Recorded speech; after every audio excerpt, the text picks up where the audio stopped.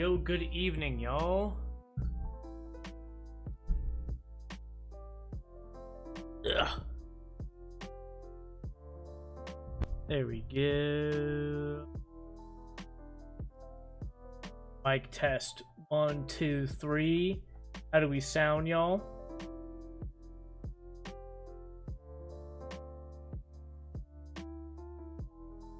Good evening to everybody here.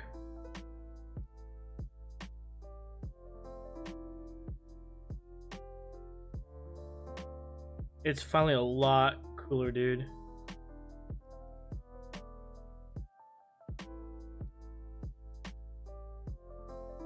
Gosh, yesterday in SoCal, we had a huge heat wave. I don't know if that heat wave was anywhere else on the West Coast, but definitely here in SoCal. And it got up to the high was like 97 yesterday. Like very rare for the springtime.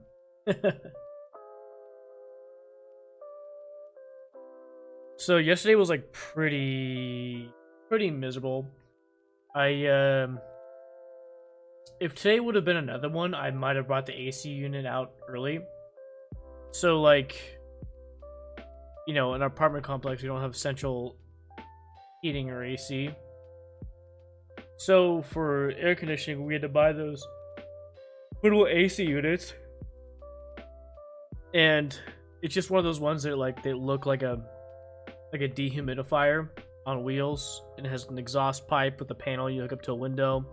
You can have it vertical or horizontal depending on how your window is, right? It's not a window unit. And so we usually like there's like kind of a structure to it. So what I mean is that usually in SoCal, and I guess specifically like the South Bay area of like Redondo Beach, Lawrence, around the area, you know, it doesn't really get like unbearable hot until like maybe July, like late July. Like even in the June when it's technically summer, it's still like a bearable like low 70s at night. So like if you just turn the fans on and have your windows open, you're fine. You know, and it's when it gets to like again late June or late July, early August, we need to bring those AC in, and then we usually put it away around October after like after the last of like the major dry heat waves that usually happen like every year in like SoCal. But yeah, yesterday and the day before were so hot. I was like, you know what? 2 days of 90 degrees. I had all the windows shut and the windows cracked because I wanted some airflow. I wanted some outside air to come in and then be cooled and have that air like circulating, right? And no matter how dark I had the house with the fans on, it got like to the 80s inside the apartment yesterday. But it was miserable. Like all I could do was like lay down. I even like turned off my PC because how hot it was. But you know, it's spring, so it wasn't like we were prepared for like the heat wave, because in the summer when it gets hot, we don't need to do that. We have the AC on. But yeah, it's down to a nice 63 degrees. Hey, what's going on, Nate Esser? Good evening, bro. How's your night going so far? Dude, what'd you have for dinner, Nate? That's always the important questions here on the stream, right? Everybody, you gotta tell me what you had for dinner. We had, Allie and I tried out this place. I've had it once before, like in probably like winter 2019. I tried this place once. It's called King Mediterranean, and it's in, I guess, technically Redondo Beach. It's like just slightly north of the Galleria Mall, off of like Redondo Beach Boulevard in Hawthorne. And their Mediterranean food is sort of newer, and everything is like super high quality, but it's like a fusion Mediterranean restaurant. It's so good. It's called King Mediterranean. Fish and shrimp. Nice. That sounds pretty good. Did you have it grilled, or did you fry it up, Nate? How did you eat it? Hello, James and Nathaniel Esserton. Hello, Kevin Michael George.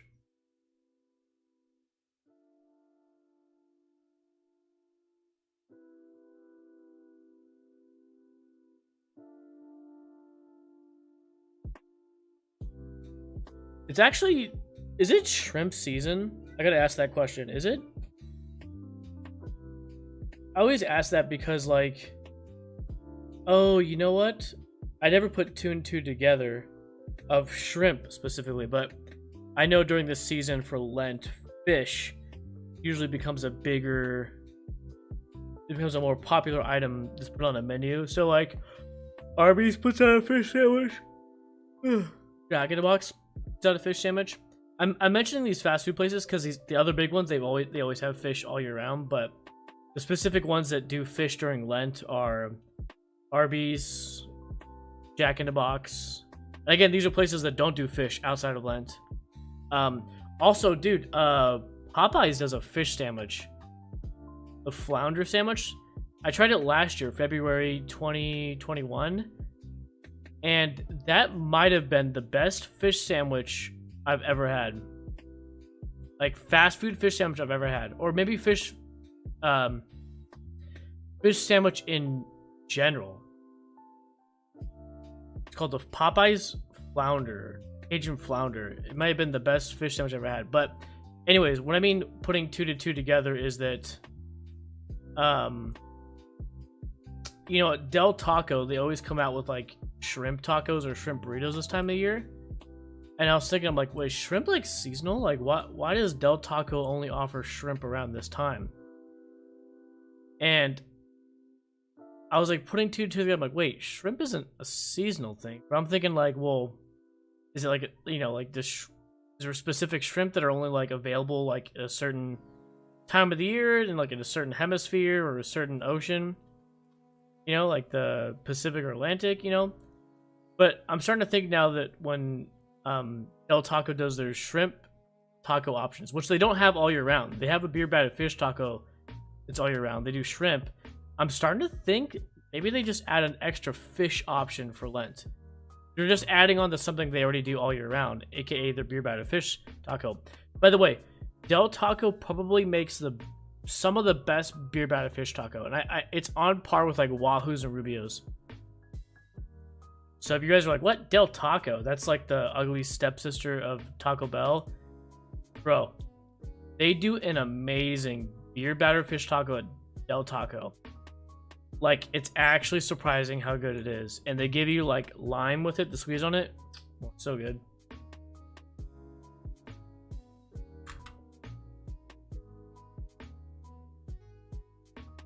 Let me catch up with chat. Hello, Kevin George Washington. Yes, it is I, the man who cannot lie. I chopped down that cherry tree. That was you, Kevin? The heck, bro? Stay in your lane, Popeyes. You wouldn't tell a lie. Yes, it was. It's been a while since I've been to Del Taco. Del Taco quality is better than Taco Bell in general. See, right there, folks. That's actually a good take. I would agree. I think Taco Bell has the variety, but Taco Bell has the variety. Del Taco has the quality. I agree with that. I think that's why some people don't like Del Tacos, because it's like your fast food and you don't have as like edgy of food items. This is my reasoning for like all the millennials. Yeah, we don't eat Del Taco because it's not edgy enough.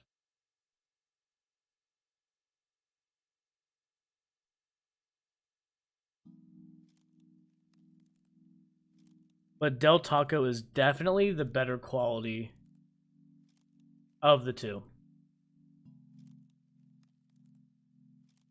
Hot take, edgy. Yeah, exactly.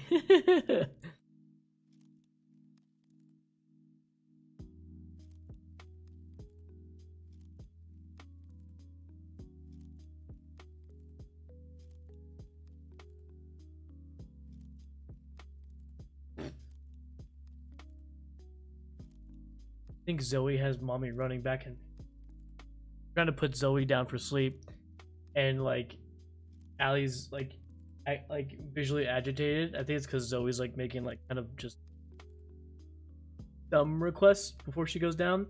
She kind of likes to delay fish, as we call it, when she's going down for bed.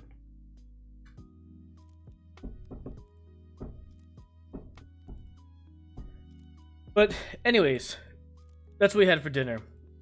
King Mediterranean, I got the chicken shawarma. It's really interesting because it's like Mediterranean food. And I don't... Well, they call it King Mediterranean. I'm guessing that's like a play on like Mediterranean. But they do shawarma there. Is shawarma under the Mediterranean umbrella?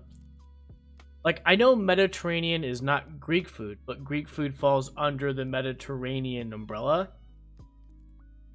I was just curious if, like, shawarma is under the Mediterranean umbrella as well.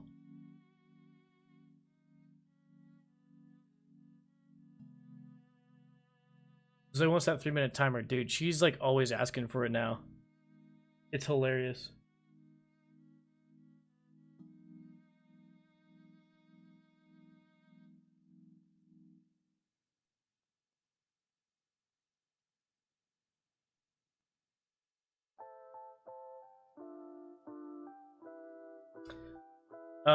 Basically on the agenda tonight, folks, is we're gonna be playing through the Mario franchise. Continuing our playthrough. I think we're on Lion. Then after that, depending on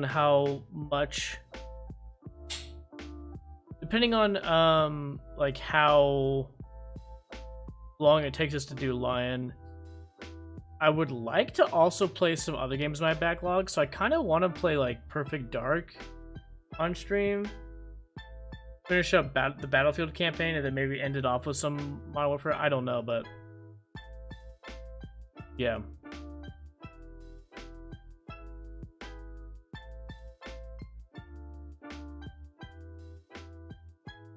Shawarma is Mediterranean, yes. More Middle Eastern, I would say. You're a line.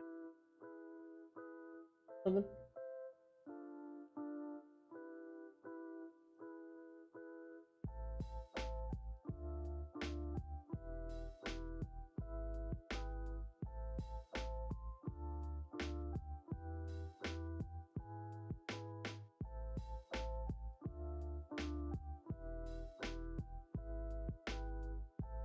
Maybe very cook.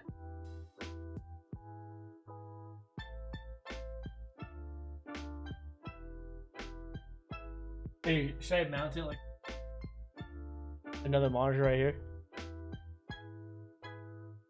Should I mount our baby monitor? I got a 5 monitor setup. Should I turn the baby monitor vertical layout or should I do a landscape?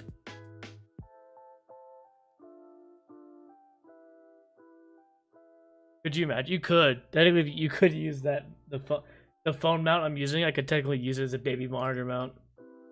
That would actually be like super high tech.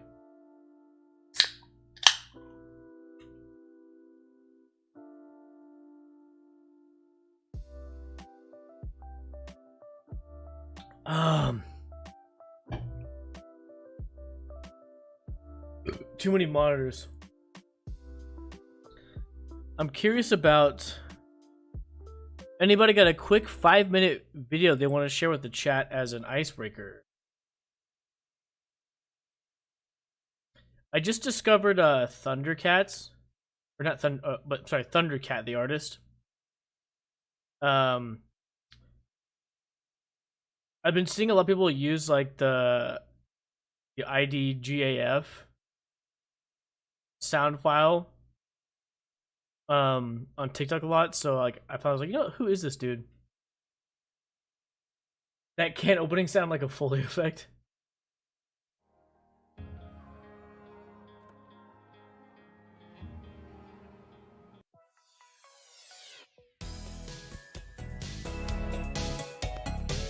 Oh wow, okay.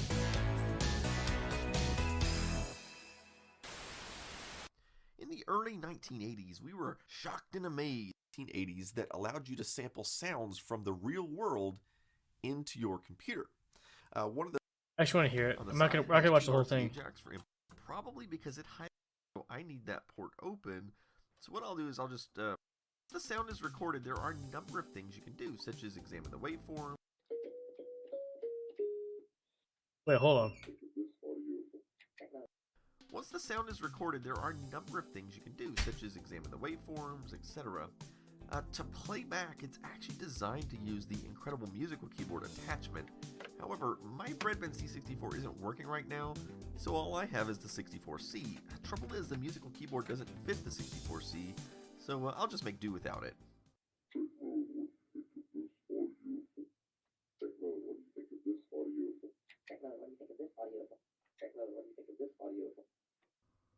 So let's record something more interesting.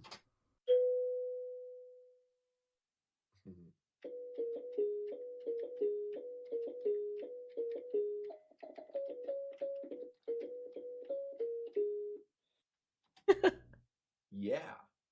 Let's hear this backwards. So is this how they did stuff for video games? You can also define a section of the waveform to use as an infinite loop.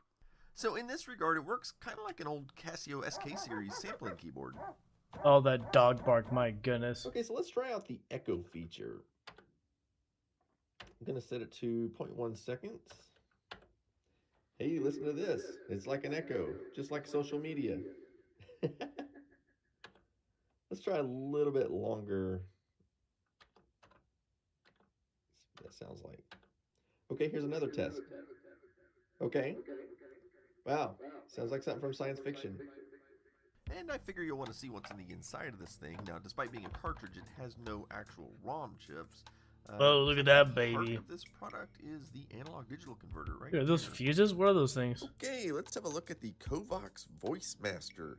Wow. Kid, they look identical. This is so cool. Headset. So does this have like a Haven't lot of worn like this in quite some time. people like wrote Yeah, music for like There we 8-bit go. games? It's Like kind of flimsy here, but yeah, very 1980s. You also get a couple of other cables. These are passed into the audio potentiometer. I'm going to push F1. So now I want to show you something crazy. Only it's not. Now I'm just going to keep talking here and eventually, come on, there we go. Yep, computer just crashes. I've seen it crash in a number of different ways, but yeah, it's what's somebody really didn't think cool this is through like too well. getting so this here's old the technology to Spectrum work. display. So yeah, works pretty much like you'd expect. It does sort of, at least it measures the amplitude pretty well. I'm not so sure on. Okay, so the idea is way to actually play this. La la la la la. Okay, my daughter has agreed to sing for me, and what I'm going to do is record the sound from the computer directly into the Zoom recorder. That way we won't hear it during the recording. Then we can see how closely it resembles what she sings. What goes like this, the fourth, the fifth, the minor falls, and the major lifts, the baffled king composing, hallelujah, hallelujah, hallelujah, hallelujah, hallelujah. Oh my gosh, Kevin! Imagine hooking this up Okay, so I'm to going to have to say that the voice the art soundboard is at church, dude, and then pretty just like useless. I think it's more mid-service. or less just a gimmick, and I don't think anybody could do anything particularly useful with it. So let's move on and play around. Just with run the everything through that composer. digitizer. Now this software is supposed to allow you to hum or whistle a tune, and it will translate that in. Just What so song is she you can hear singing? Is that a both me Bethel and song? I make this. I can't. You won't hear it during the recording. I'll play it again. Listen. Then we can see how closely it resembles what she sings. What goes like this, the fourth, the fifth, the minor falls, and the major lifts, the baffled king composing, hallelujah, hallelujah, hallelujah, hallelujah. No, honey, it's Hallelujah by Jeff Buckley. Hallelujah. dude. to say that the I gotta voice show. art is Who's Jeff Buckley, dude?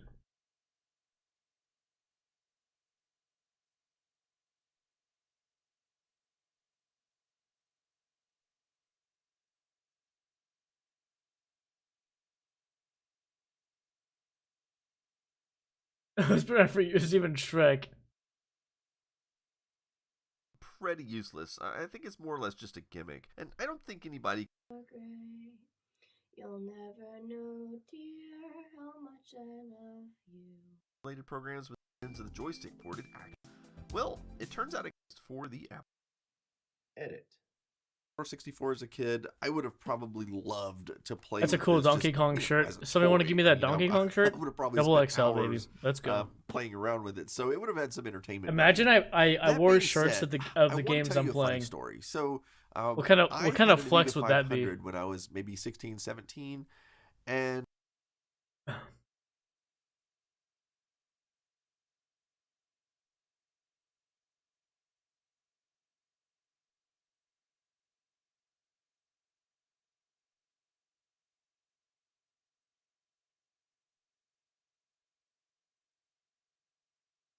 That would be awesome.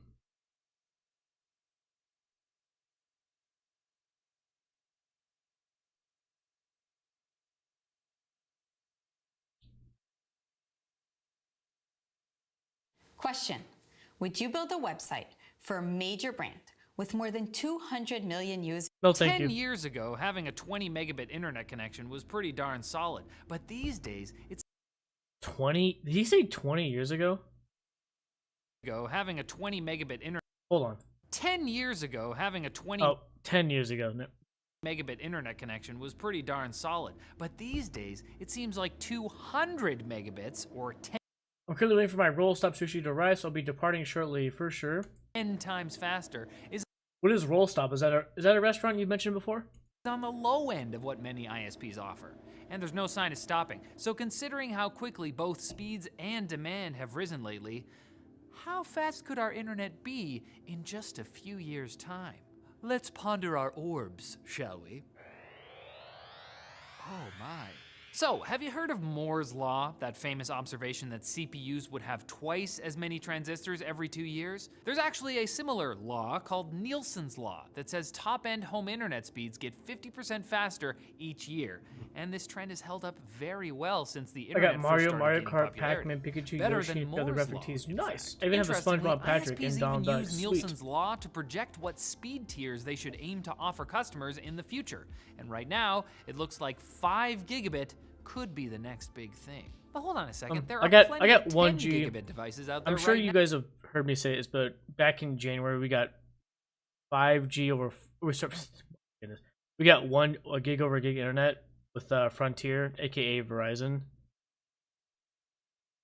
and in the fine details, the fine print, the asterisks, it's not really a gig over a gig. It's like downloads like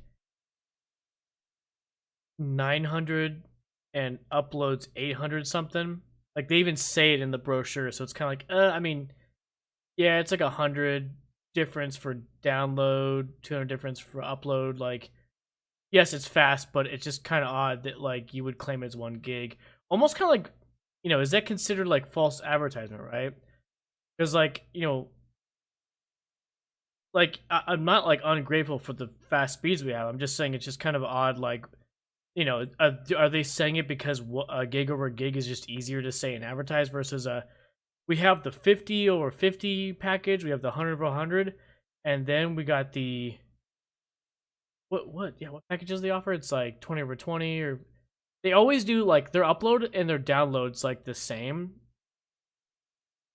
So like that's their whole thing, is it like 20 over 20, 100 over 100, 500 over 500, or 1 gig over 1 gig. So like I get it that it just kind of is easier advertising, but like I just want to know, is it just for advertisement reasons that's why they say that, or technically it's a gig, but by the time it gets to me it's only 900 over 800?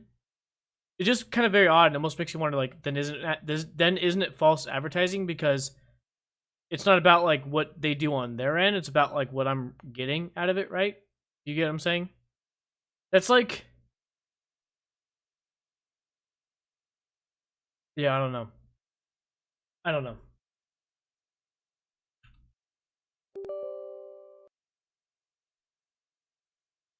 Oh yeah, let me pull up chatbot so we can pull up our rankings.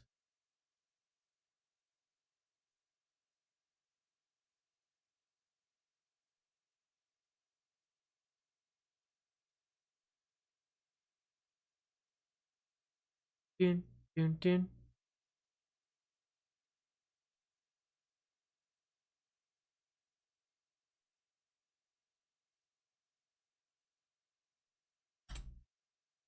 Whoops. Whoops. Alright, let me try it now.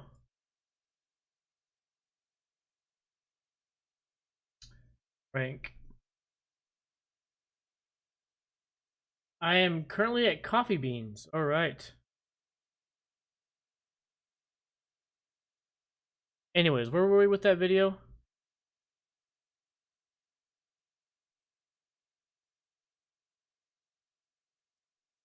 Alright, look at you, Kevin. You are at... I'm at Drip Coffee. I'm sorry, I was reading my own even ranking wrong. I'm at Drip Coffee. You're at Cold Brew. Nice. Moving up in the world. Now, you can go out and buy network switches and cables that support 10 gigabit Ethernet, and the newest standards for sending data through a cable modem also support 10 gig. So why are we talking about speeds leveling Yeah, I off think at my only Ethernet 5 on my gigs? PC is While like there 10 are a gig, very small like number speed. of ISPs Supports that up do to 10 offer gig. 10 gigabit internet, most of them don't have anything near that fast for a couple of reasons. One is that they don't want the underlying tech to get overloaded, so they try to make sure capacity is double the top customer tier. So if the infrastructure actually supports 10 gig, a major ISP might only offer 5 gig as its high-end option. But there's one other big reason the ISPs want to keep things at 5 gigabit, and we'll tell you what it is right after a short message from FreshBooks, the invoicing and accounting solution that's built for owners and clients. FreshBooks, you're never alone. Switch card required, go to freshbooks.com. So the other big reason speeds may level off at 5 gigabits in the near future is simply demand. You see, the average connection these days is somewhere around 200 megabits, and even if you're trying to stream multiple 4K videos, those only take around 25 megs per stream. So the average 200 megabit plan seems to be more than enough for many customers, limiting the number of paying customers screaming for a multi-gig connection. And when people do experience slowdowns on a 200 meg connection, it's very often a result of, say, putting their wireless router in a silly location. Yeah, isn't the biggest problem with like internet speeds not so much like we're not getting enough? It's more so like the congestion, right? Like that's what seems to be our biggest opponent. Um, in our area is that like it's like all the people that live around us on like and causing like congestion, right? Like even if we got 1 gig over 1 gig, it's like isn't there also like congestion's like a thing too, right? So if 4K HDR content is like you only need like what 20, 30, maybe 45 for HDR 10 plus or something like that streaming, then it's like why do we need so much, right?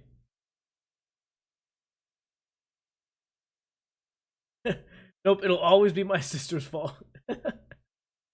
What's going on, Pete? Good to see you, man. Rather than the pipe What not did we being just fat watch? enough. Even though it's hard to think of a pipe that's too fat. But what about upload speeds, which are still on average less than 20 megabits a second for a home connection in the US? With smartphones that record 4K video, increasing numbers of people that work from home, and 3 IoT devices for every person on Earth by 2025, there's definitely demand for a larger upstream pipe. So we might see this before we see super gaudy download speeds. I'd still expect to see 5 gigabit download speeds being offered sometime around 2024 if Nielsen's law holds up, especially as multiple 4K HDR streams, large game downloads, and video chats are becoming more common and eat through bandwidth quickly.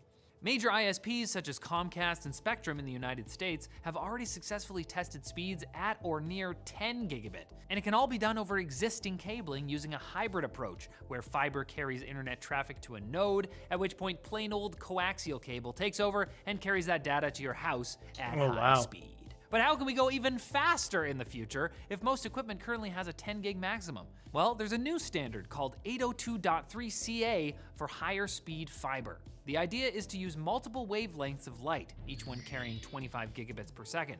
You could combine, say, 4 of them for a 100 gigabit link, Code 6 and then sort TV, them what's out with going passive on? splitters to provide home internet connections of 25 Thank you for or the follow, 50 appreciate gigabits it. each. Welcome, welcome, That's welcome. still a little ways off. We're but just for those of watching you who some wanna watch techie TechWiki in videos before we 16K, get the I'm sure it can't arrive gaming. soon enough. Can you imagine? You can see my pores. Hey, thanks for watching this video, guys. Like it if you like it, dislike it if you dislike it, and check out our other videos. Comment below with video suggestions, and don't forget to subscribe and follow to make sure you're the first to see those 16K tech quickies. They are good. Porque tres es mejor que uno. Vive momentos. So dude, it's Jesse. Dude, Jesse, what's up, bro? I was gonna say, I just saw your avatar. I was like, wait, I know you, dude. I know Jesse.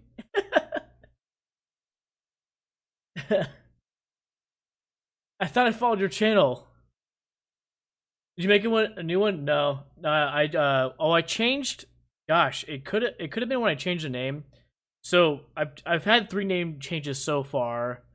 I was Karis Gaming, Long Gaming, then Long TTV. Long TTV, I've been Long TTV for about a year now, a little over a year. So I plan to keep that as, because I don't always do like gaming streams. Like sometimes I do coffee streams or IRL streams. So like narrowing it down to like gaming was just kind of like odd, right? So it just kind of gave the freedom to do like all kinds of content live.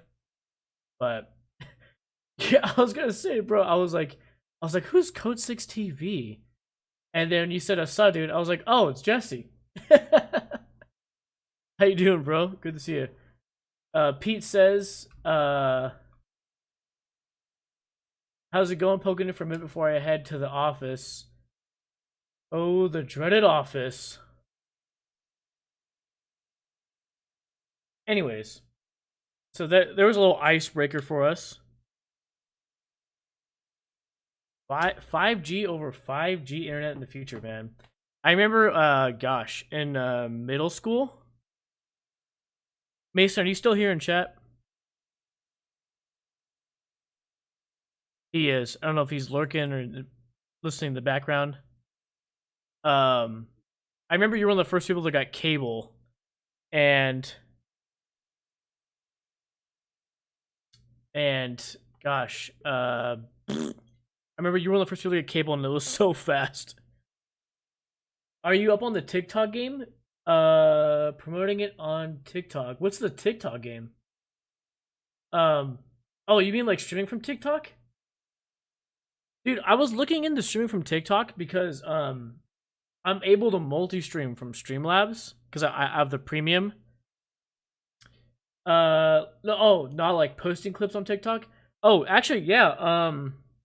On my my gaming TikTok, it's a combination of like game clips and like just other like video, like unboxing videos, other gaming content stuff. I have 2 TikToks. I have a gaming TikTok and I have a coffee TikTok. But on the gaming TikTok, yeah, I do post some clips here and there. I'll go drop a follow. Sick. Thank you, bro. But anyways, Mason in chat this lurking, tell Newog, he was one of the first people I knew to get cable. And I had AOL at the time. What was it? Probably 8.0, 7.0, 6.0. It was like every year the next 0.0 came out. I remember when Mason got cable. I think, what was it? Gosh, Mason, like 56K was at what, like 2 kilobytes a second? It was definitely like under 10. And then I remember you getting cable and like your internet would download stuff like at like 20 in the 20s. I think 20 kilobytes a second, when I was like, whoa, dude, what the frick? Gosh, do you guys remember how slow dial-up was. I remember how slow it was. I'm sure all of you millennials know. Dumb question, right? I remember when I first got Morpheus, which was the first big torrent program after Napster. So I knew people that used Napster before got in trouble. It was actually people I knew who went to school, and like they downloaded like Britney Spears, NSYNC. Probably, I think it was like I'm Blue by Eiffel 65, right? And they were kind of showing to me. It was like 4th or 5th grade. I was like, whoa. And then like in 7th grade, fast forward like a year or two later, I learned about Morpheus, and Morpheus is when I first downloaded like my music, and I remember it was Green Day, and I remember downloading a Green Day song was like over 12 hours long. Like I started downloading, I think the first song I ever downloaded was Basket Case. My cousin Carlton was like, dude, you should download Basket Case by Green Day. And it was like Thanksgiving night. They're staying over our house, and it was around 11 p.m. and we was like, download the song. So we started down like 11 p.m., left the computer on all night, and it was like downloading all day the next day up until like the evening. And it was probably around like 6 or 7 p.m. it finally finished, and I finally got to listen to the song. But that's what it was like, downloading songs. And do you also remember, like, if you wanted to watch videos on a website, like especially IGN, like you want to watch a trailer? Gosh, I remember trying to watch a Sonic Adventure 2 trailer on the Dreamcast back in like 2000 or 99. And we were at my cousin's house, and we're on IGN, and we were trying to watch it, but it has to buffer. And so we knew it was going to take like 30 to 45 minutes to buffer, so we like pull the page up, and we tell our parents, hey, don't touch anything, we're downloading a video. My uncle goes in, and they want to use the computer, and he closes the freaking web browser they were using. And like we get in, like we were in the jacuzzi, we check like, hey, what's going on? Hey, where's the video at? Like, oh, your uncle and your dad were using the computer, and they closed the web browser. And my cousins and I were so upset, so we had to like open up the page and wait another 45 minutes to finally watch it. Dial-up life, right? I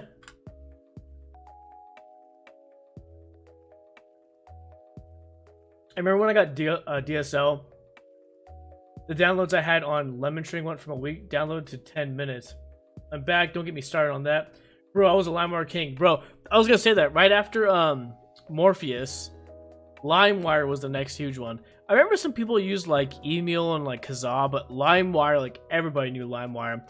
LimeWire was probably the one I used the most after Morpheus. Do you guys also remember like using LimeWire, like when you like tried to find certain songs and like you spent all this time downloading it and it's like not even like the right song, like somebody like just mislabeled it and uploaded it? I had American Online over that crap. Dude, I had AOL up until, gosh, probably college.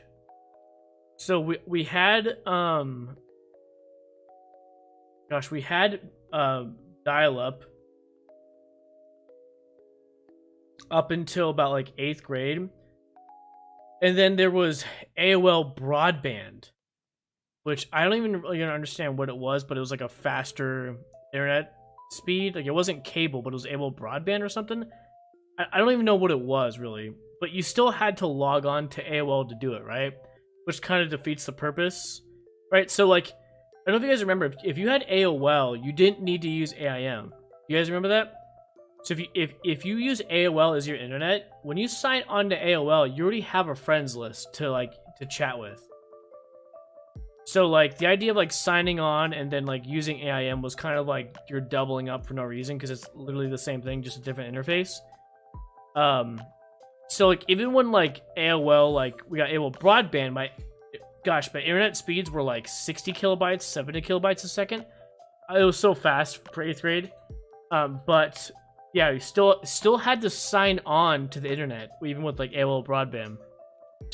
Then in college, maybe it was high school or college. Then it was like I had normal internet where I didn't have to log on to AOL. It was just you boot up the computer and you're already connected. That was such a huge change in my family when we got like real cable. And the idea of just you turning your computer on and you're connected to the internet without like signing in to the internet, that was huge. You got spam. LimeWire was guaranteed to give your computer AIDS. GreenDay.exe. Yep. I remember watching Stick Death and Strong Bad and download, waiting 50 minutes to download. Dude, Strong Bad and Stick Death. Yeah, do you guys ever go into E-Bombs World?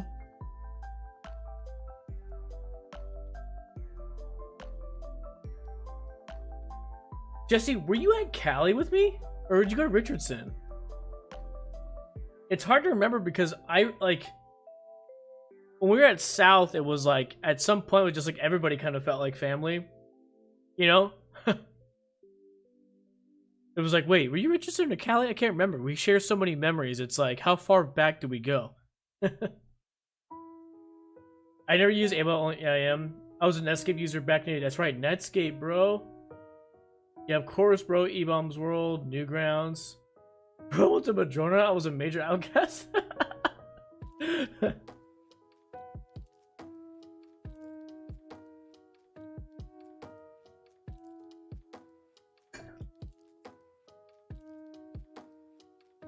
Well, I remember us getting along at South. I don't think you and I ever had any beef. God, who did you hang out with? You hung out with Colin and like Kyle and like Tim, right? I'm trying to remember who'd you kick it with. Yeah, I kicked it with all the Richardson kids though. Sean Thompson, Mary, that's right.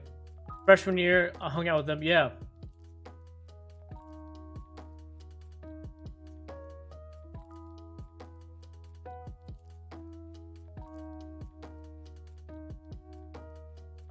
Dude, do you remember Robbie Mueller?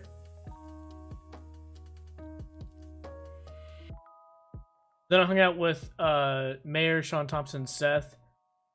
We'd always land. Okay, I brought that up for those exact reasons of him being like a pro CS player. Dude, I always talk about when Counter-Strike comes up, I was like, bro, you think you're good at Counter-Strike? Let me tell you about my friend who was good at Counter-Strike before your Gen Z butt was even heard of Counter-Strike. I hung out with Robbie a lot my 8th grade and freshman year. That was like our friends group. And we would go to like Revolution, which is like, I don't know if you, Jesse, have you been to Revolution in Redondo Beach? It was like CyberLab, but in Redondo. Yes, bro, we'd land his house all the time. CS, for the record, one of my best friends came from the South, but I have to say, Narbonne Gauchos, woo! Yeah, he was Cal I. That's right, he was Cal I. No, I was a CyberLab kid. Do you know what's kind of funny? LAN centers are kind of making a resurgence, but they're like repackaged as esports arenas. Have you guys heard of that? In like 2020, 2021, there's been an increase of these esports arenas that have been popping up. Basically, what people are doing is that they're creating these like LAN centers that are older than what most people like that are into esports are so young. They might not even know that LAN centers have already existed since like the 90s. But the whole like esports arena is like kind of a repackaging of that, where you can either go there to LAN, but mostly it's to host like teams or create a team, which was kind of like LAN centers, right? I remember Revolution had its own like Counter-Strike clan. I think CyberLab had its own clan they had to compete. But it's really like the esports arenas are kind of just a repackaging of LAN centers, and they're kind of cool. A lot of them were doing more than just like PCs. Like there's this one called Viral Tech in Ohio, and I kind of knew the guy from the pandemic. We used to connect more on like Twitch, but he opened his own business called Viral Tech, where he's a partner, and it's an esports arena. But they do all kinds of stuff there. Like their business is more than just a LAN center. It's like a LAN center. They also build PCs called Viral. You can look up, they're called Virotech. So they build PCs and you can buy these pre-builds from them. They also have like different things in the LAN center. So like kind of like how Revolution. I don't know if you guys remember, but when Revolution first opened up in like 2000, 2001, the Redondo Beach LAN Center. In addition to in addition to the PCs, they did Xbox LAN in the very beginning. Then I think they took it out because it's kind of hard to get that going and probably a waste of space and time. Because like they had it like the Xboxes hooked up to like the TVs up on the walls, but like you would have had to like, I don't know how to explain it, but you would have had to like it wouldn't work if everybody's sitting in the chairs in front of the computers. There was like nowhere for to like sit, so like I think they realized it was, in terms of function, like Xbox landing didn't work out, so they took it out. But in the beginning, Revolution was PCs and then like Xboxes, so you can like land with like Halo or the Counter-Strike port or other games you can land with. But anyways, this Viral Tech place is just like that. So it's like LAN center, they build PCs, they do have console stuff that you can land if there's console options. They even have this like content creation room,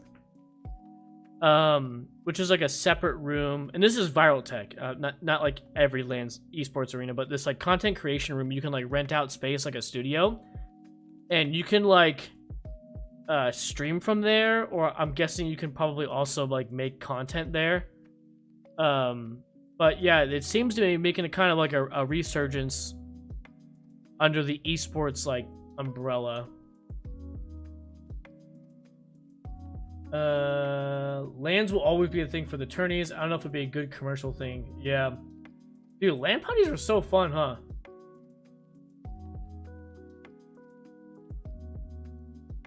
LANing's so fun. It's still fun. I mean, it's like, it'd be too hard to bring my PC places because it's so freaking heavy, but like, gosh, like if there was some way they could make like I mean, if everybody had like laptops and like you brought your laptop to your friend's house, it's like, so like, I mean, nowadays you can like join Discord and get on voice chat, turn on your camera, and you know, like that's like the best experience you can get, you know, with like gaming with friends. But you know, like still, when people come over to your house and you're all like landing on a PC, it's like, it's so fun, dude. Offer beer on tap, then you might have something. Dude, that would be sick. Open an esports arena, a LAN center, dude, and then like, yeah, have like beer, like a bar. You have to get a liquor license, but I'm sure you could like, you just had to jump through the hoops, but I'm sure you can get it. But that would be sick. Could you imagine that, dude? A LAN center with a beer on tap, dude. That'd be so much fun. Could you imagine, Pete, like a place like CyberLab or whatever, and like you go and you play WoW with people, and then that beer. When Paco used to have console LAN where we were in middle school, early high school, dude, that sounds sweet, bro. Back in high school, when we LAN at Robbie's, we all had to look around our CRT monitors. Oh my gosh! So you know what's funny? I kind of did that with Kyle Lofstrom and Jeff Nalla and Kylan King. We used to have Xbox LAN parties, if you can believe that. We would like, depending on whose house we were at, we would bring our moms will all drop us off. I had like a small TV, and I'd bring my Xbox, and we'd LAN Halo or Counter-Strike. Did you guys know there was a Counter-Strike port to the Xbox? It's like an Xbox exclusive. It's not a Counter-Strike 1.6 port. It's not a Counter-Strike Condition 0 or Condition 0 like deleted scenes or whatever. It's like there's a specific Xbox port. I think it uses like the textures from Condition 0, but it's still different. It's not the same. Gun textures are different. Level textures are different. You can play it online or you can LAN. Now, the bummer is that they made it so that you can only LAN one person per Xbox. So you could only LAN up to a max of like 4 people. I mean, you could play with bots where it's like, you know, you can all have all 4 and then, you know, face like a team of 8 or 10, whatever it is, right, of bots, and then set the difficulty. But you can play it online. I remember going to Kyle's house and like him playing it online. I was like, oh, cool. Like that was kind of cool. Because like my parents didn't sign up for Xbox Live back on the Xbox, so like I had to go to Kyle's house to see what it looked like. But yeah, we would LAN Halo, we would LAN Counter-Strike, We actually used to do in 6th grade. In 9th grade, we used to do these huge LAN parties at this guy Vincent's house. He was a grade older than us, Jesse. He was 06, and he was good friends with Michael Kwang. Do you remember Michael Kwang? That name ring a bell? Tall Chinese guy, yeah, lived but near seaside.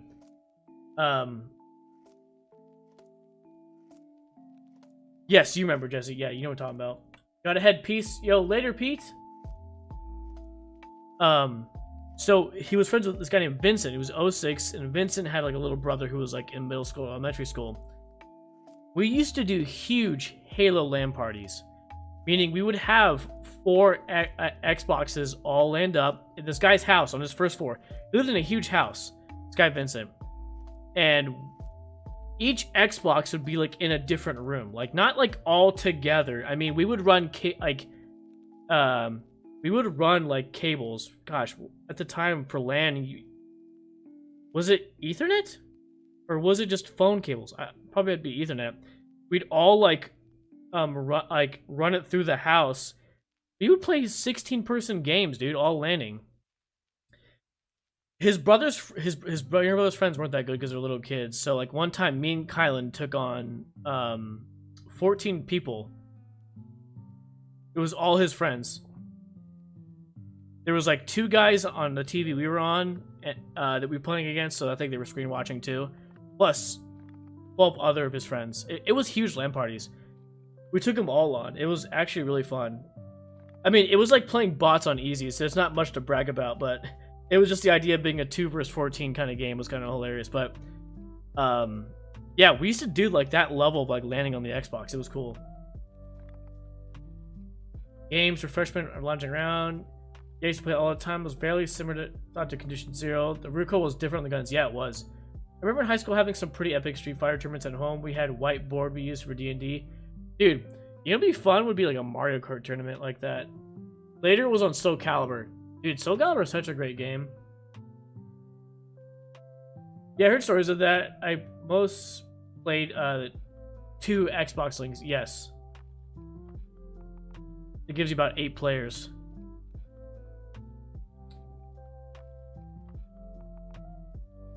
Whew.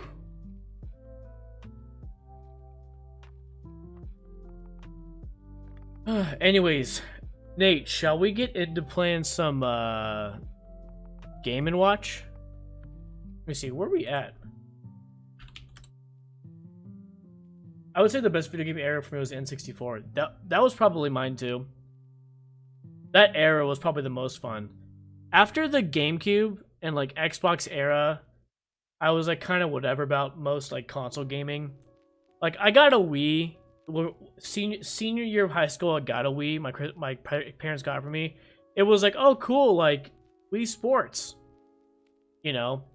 And I got a Wii for Christmas, 06, senior year at South. Played Wii Sports over the 2-week winter break, and then after winter break, it was like I didn't touch my Wii for like another year until like college. Xbox was cool. Halo 2 was definitely up there. Dude, Halo 2, some people argue, is like the best Halo ever made.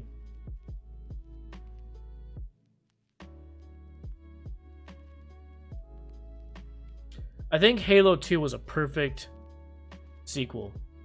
The right amount of expanding on the original content without just like overdoing it. Okay, so I think we're online. Yes, right, Nate? You said we're yes to that. Game & Watch Gallery 3. Okay, let me change the stream details. Playing through the Mario franchise Game & Watch Ion. Okay. Go ahead and pause the music as we transition to playing our Mario game.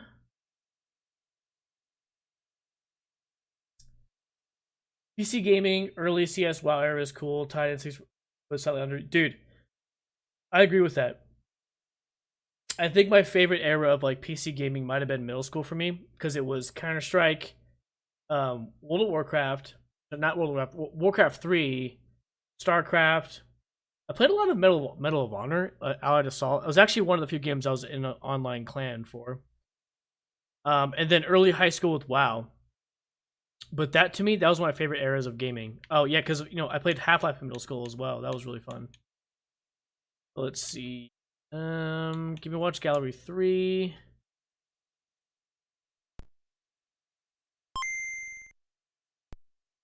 I usually played Myst on PC. Dude, I'd like to try out Myst. I never played Myst. Okay, so we are...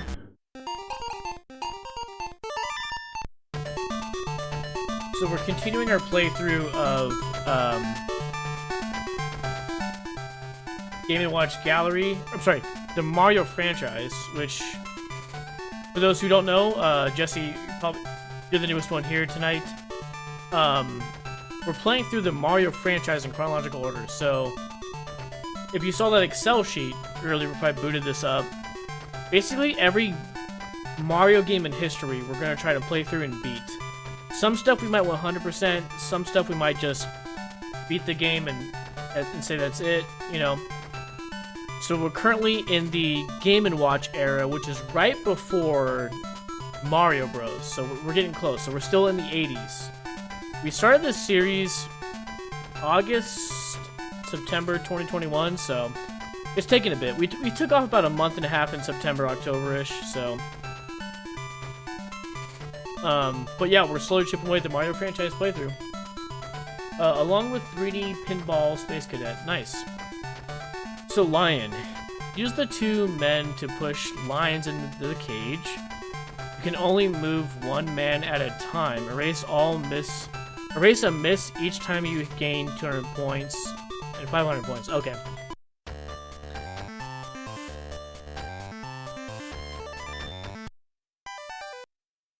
Okay, so let's see how this works. What's the controls? Oh, wait, what?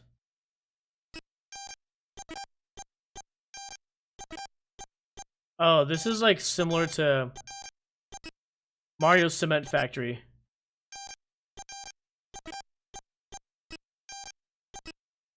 Okay, I might be down with this game. This kind of seems fun. Oh, shoot!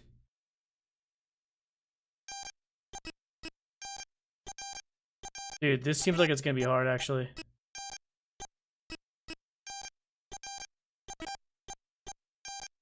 Because you gotta use the D-pad for the guy on the left, and the A and B to go up and down with the guy on the right.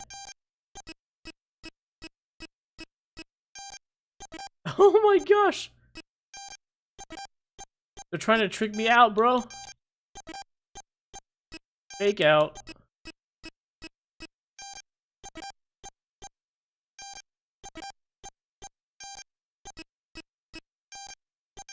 Oh my gosh. Yeah, I've seen you post about it a lot on Instagram. I was wondering how far you gotten. Yeah, we're just in the Game & Watch era, so we're just at the very beginning. Still in the like early 80s.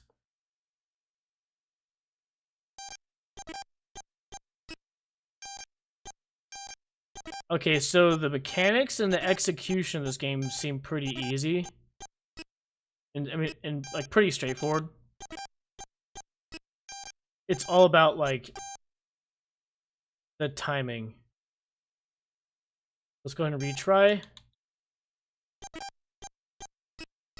We're gonna use quick saves because I am not down with doing this all in one try. There's no way.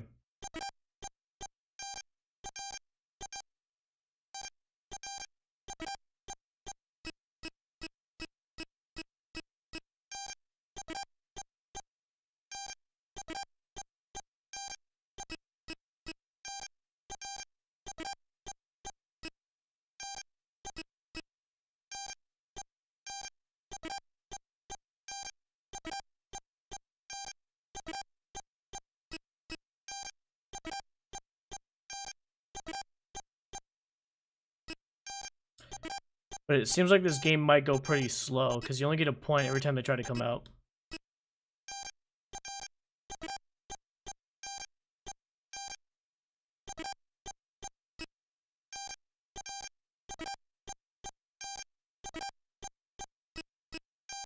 Goodness.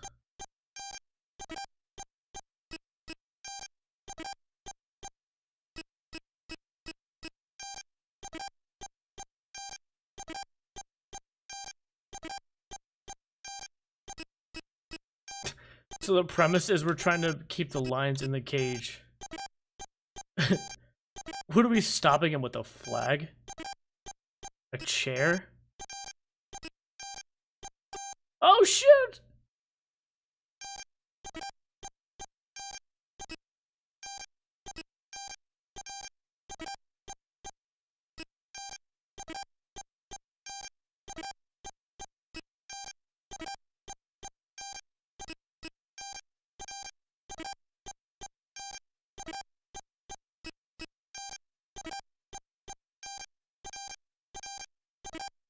Dude, this is like not.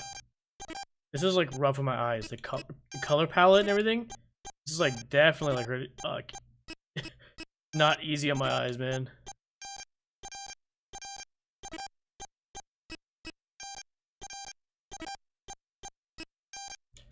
Oh shoot! Come on, bro.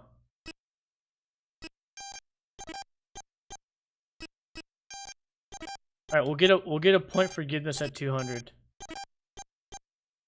Or a one-man forgiveness at 200. Dude, are they doing fake outs? What is going on?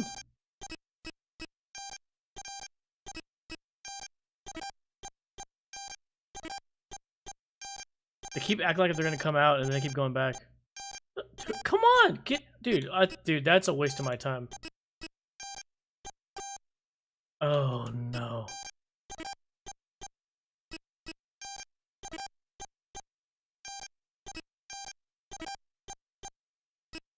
Had to quick load there. That sucks. Maybe we need to quick load every 10 points, because I was hoping to try to do like every 100 points, but we're gonna have to, if we load, it's gonna be take us far back, because it takes a long time to get anywhere with points in this game. Look at this. They keep doing this stupid fake out thing. Take it forever, my goodness. It's a chair. Okay, okay. I was curious. Ooh, I stopped him.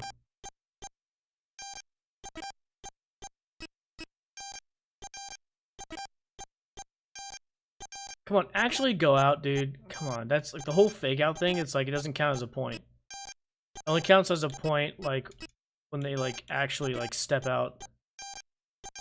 See, look. Sometimes they just keep going this like back and forth fake out thing. It doesn't count as a point. Wasting my freaking time here, Lions.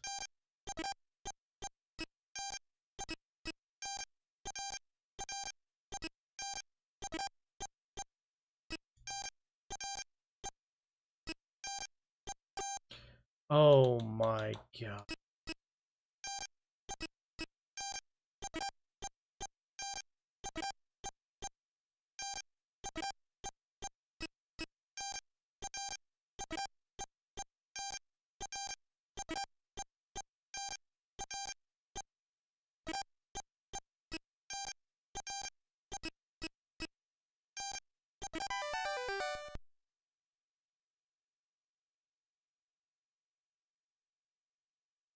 People out.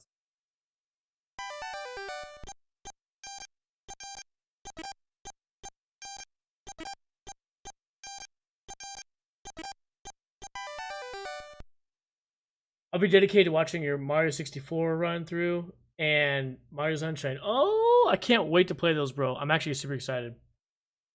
Super excited. I'm trying to figure out if I should play them as the 3D on the 3D All Stars, like on the Switch, because I have that, or just emulation from the PC with even better graphics. We'll find out. It might be easier just to play them on the Switch, but I also kind of want to see what it looks like to deck them out in like really good graphics. So we will see. But yeah, I can't wait to get to that era, dude. That'd be awesome.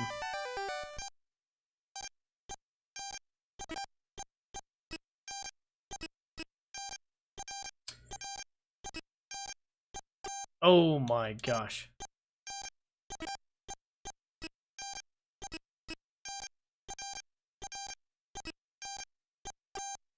Dude, freaking lions, bro. Chill out.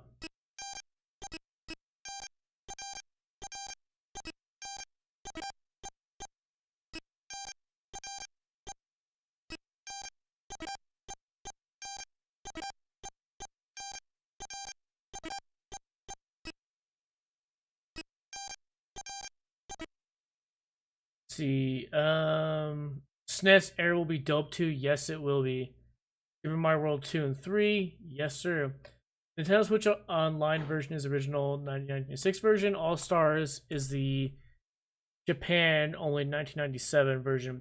Yes, and there's also changes to the 3D All Star one. So the 3D All Stars, all three games are running at a higher resolution. So 64 is still running in like a 6x4 video format, not a widescreen, but it's in a high resolution. And yeah, it's the Japanese port, meaning like a lot of like there were some like glitches, right? So a lot of speedrunners don't like to play that version because it prevents them from speedrunning.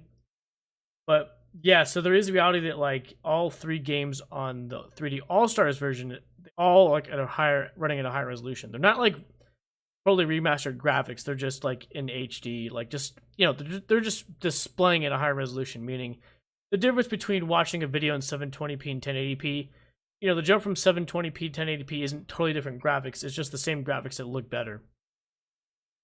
I do wish they would have done so when 3D All Stars came out.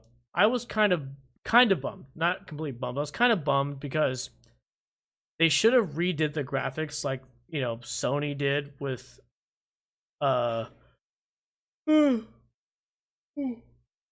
with the Crash Bandicoot Insane trilogy and the Spyro Reignited trilogy.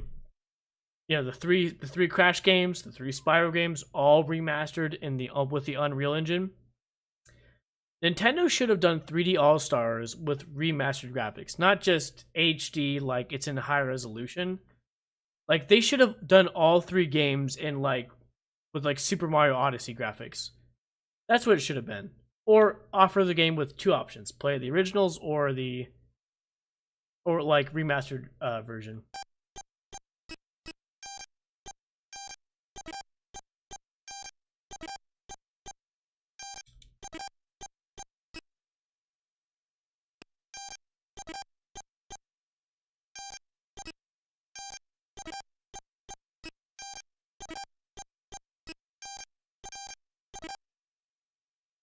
I still couldn't believe Galaxy 2 wasn't included. Oh, don't get me started on that, bro. That actually upsets me that they didn't do that. That was kind of like a dumb move, right?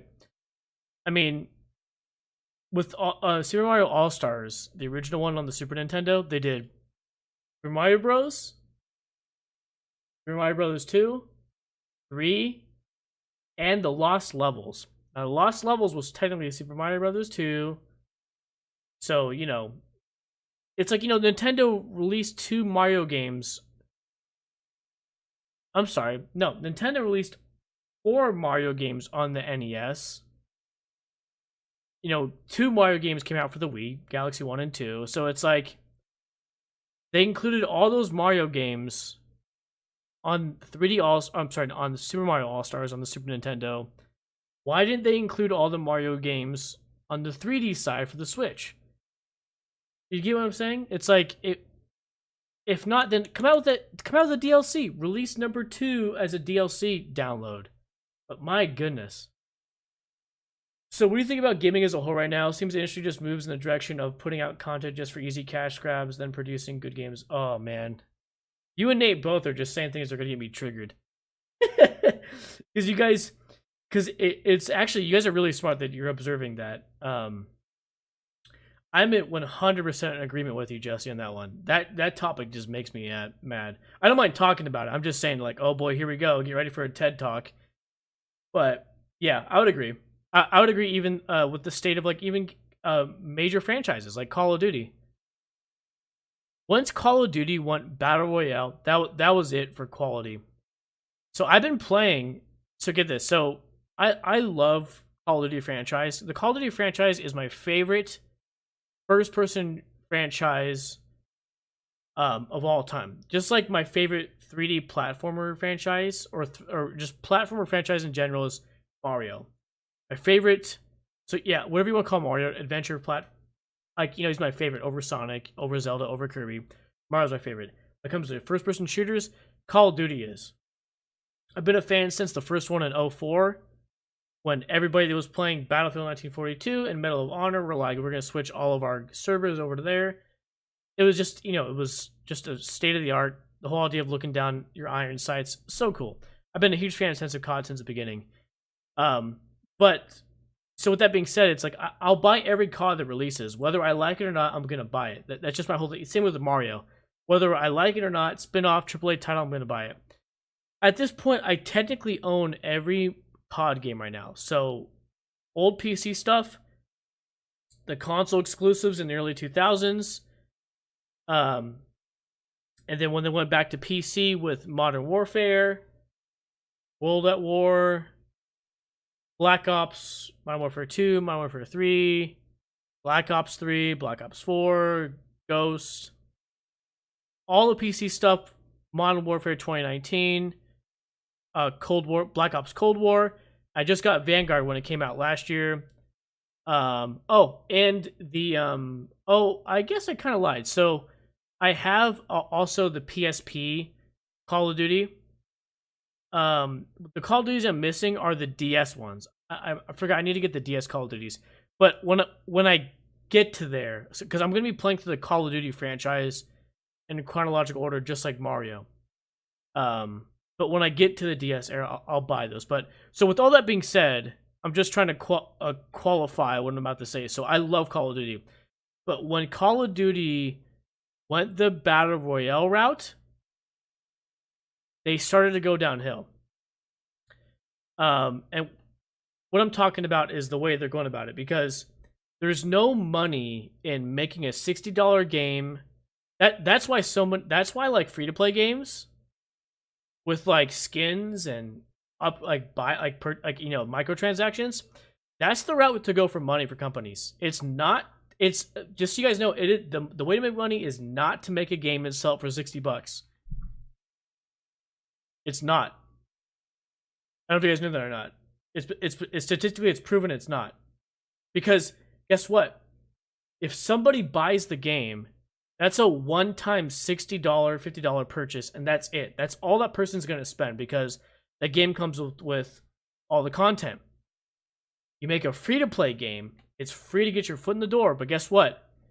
People are going to be more willing to spend money on microtransactions so much that there's individual people that are spending thousands of dollars on microtransactions, which would equal out to as if that person bought the same game like 10 times. Like, if it was a $60 game, like buying it like 10 times, right? So think about that. So the companies, that's what they're all about. Is like they're about making free-to-play battle royales, because they make money from the people who are doing the microtransactions, not the dude who buys a one-time $60 purchase for his console and his Xbox or PC version on Steam or through the Battle.net app. You don't make any money with that. It's a one-time purchase. That's why, like, and this is a whole other tangent too. That's why a lot of companies, they no longer sell like you know what, some companies, like, you could buy like a month-to-month or a lifetime fee, and a lifetime fee is like more expensive than a month-to-month fee.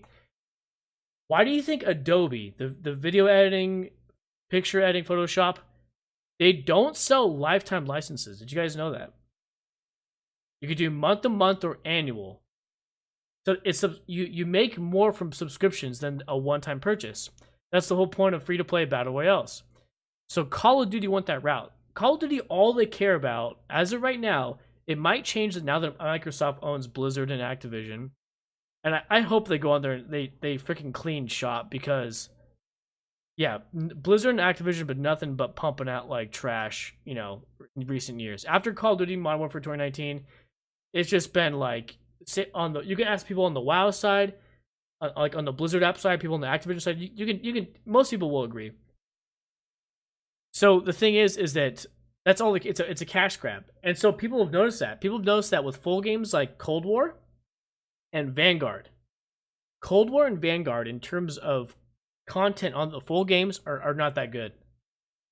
Nobody's playing them. Vanguard, people are saying it's like one of the worst Call of Duty games in a while that's been launched. Whether you like it or not, you know, I mean, I'm a fan of World War II games, so and I haven't played through it yet, but I'm gonna play through it. I'm gonna enjoy it, but like, you know, I'm probably in agreement that it's probably it's not well done. I mean, most people are coming out going, yeah, it's like, and same with Cold War, Black Ops Cold War, like it's just like they don't care, they don't make any money off of that. So their argument is, instead of like making quality content, they kind of like that stuff's secondary, like the redheaded stepchild, and the main focus is Warzone, bundles, skins, you know, operators, weapons, whatever it might be. Because you make like it's like Fortnite. You that's where you make all your money. Because again, instead of you don't make money from the one-time $60 purchase of all these people. You make money from everybody downloading it for free, and then that person, instead of spending a one-time $60 purchase, is going to keep spending thousands of dollars over the years. And you multiply that across the board with every single person. That's why the quality's gone down, because it's a cash grab. I mean, I get it. You're a business and you need to be paid for your money, but there's a difference between like, you know, like reasonable profit and just like, you know, hey, we're going to cut corner. Like, you know, it's like a restaurant that's like, you know, like everybody should like make their money. Everybody needs to make profit. But then it's like a comparison to like a restaurant who's like, they're spending money on quality ingredients, they're pumping out quality food. But then the owner goes, well, if we opt for the cheaper quality ingredient from the wholesale place instead of buying this, we'll make a little more profit. We do it across the board. So what happens is that you're making a little bit more profit across the board, but now the customers are starting to notice a change in taste and how it's starting to taste like trash. You know, what? There's no flavor. This tastes processed. This tastes packaged. Like, there's no flavor in this. Like, people are going to notice. People are doing the same thing with Call of Duty. People are playing the games and they're going, yeah, this just seems like it was lost. The details were lost in this. Let me catch up with chat. But anyways, that's why I said thanks, Nate and Jesse, for triggering me. Well, thank you for coming to my TED Talk, because these topics I know all about and I'm 100% in agreement with you. It's just, it turns into a TED Talk and I go on for hours. Almost every game gets thrown out 25% complete and just milk with DLC. Yep, exactly. Stop playing COD after Black Ops 2. Bro, skins, microtransactions destroyed gaming. I agree. I think the whole free-to-play, you could trace it all back. Who first kind of did that was the App Store for Apple. They were one of the first pioneers. So we're talking apps and app games, right? So I remember in 2013, the first thing I ever saw was a free-to-play game with microtransactions, and that was Plants vs. Zombies 2, which is a iOS and I think PadOS exclusive, right, for the iPad and iPhone. Can't get it on PC or console. The first game I saw, like, wait a second, I spent $5 on Plants vs. Zombies 2, or Plants vs. Zombies. Plants vs. Zombies 2 is free. You know why? Free-to-play, they saw that. That was the trend going back in the 2010s, 2013. That was, like, the start of, like, the free-to-play. You make way more money by making the app free than making everybody buy stuff inside, because they will.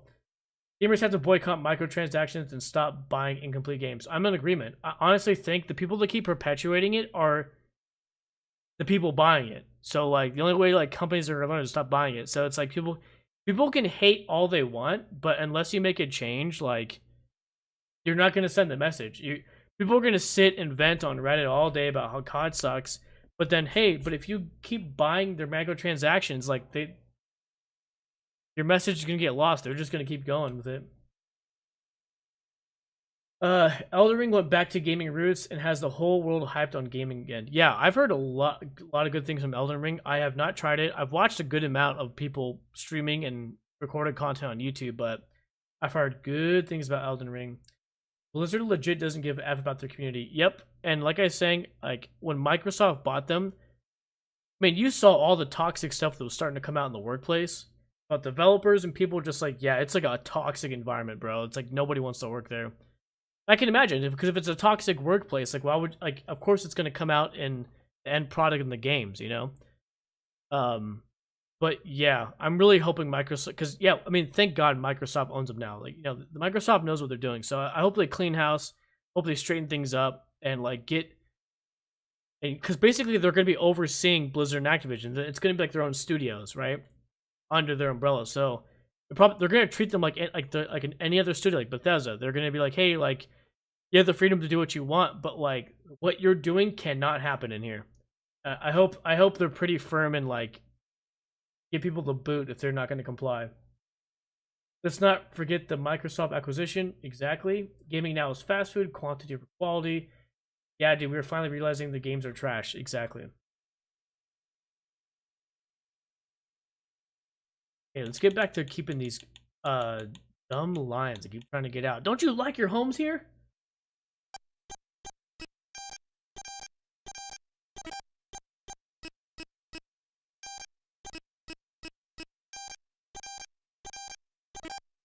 Wow.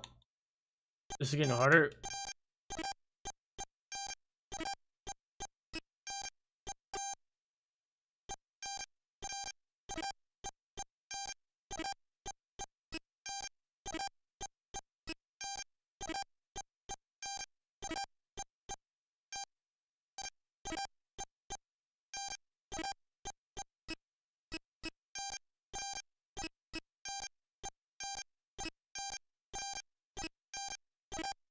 Dude, they're doing this stupid fake out thing. It's wasting my time.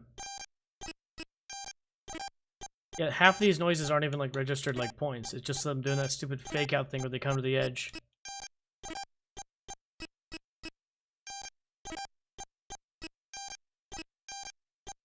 Oh my gosh, come on, dude.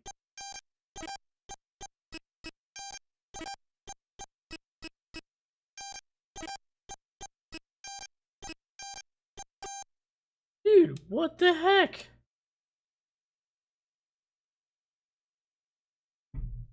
Hold on.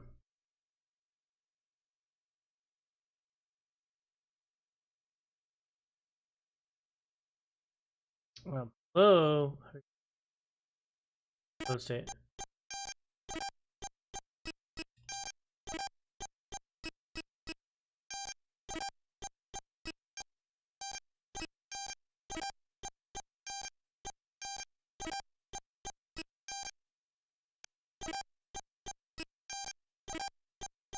Almost to 200.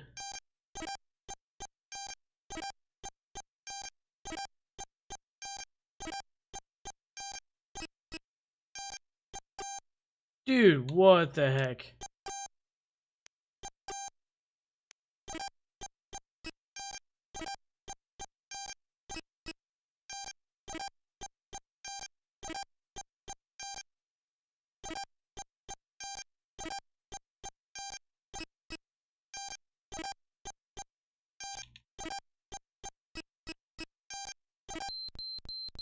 There we go. Student loan forgiveness in action.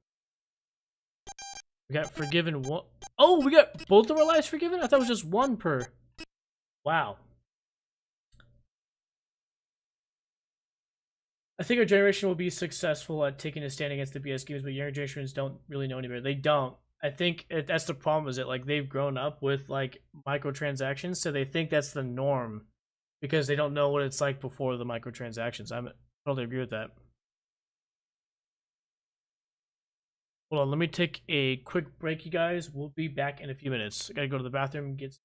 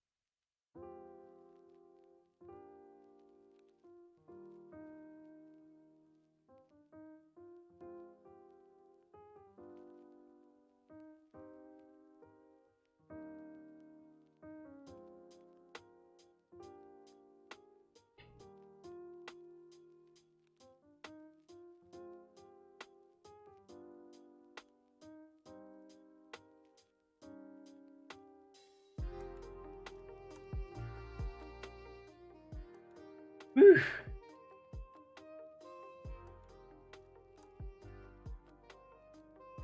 Okay, we back, y'all. We back.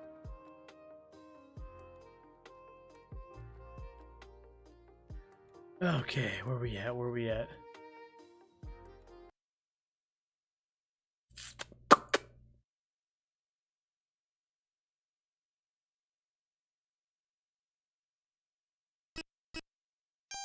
But yeah, that's kind of cool that it just forgave us both lives at 200. So I'm guessing it's gonna do this once at 200, then again at 500.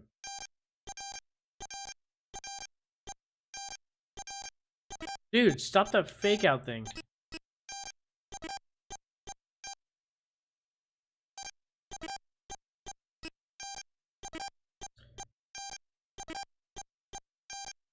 So like, as much as these games are kind of cool to experiment with and try out, like after a while I'm like, yeah, I'm kind of over this.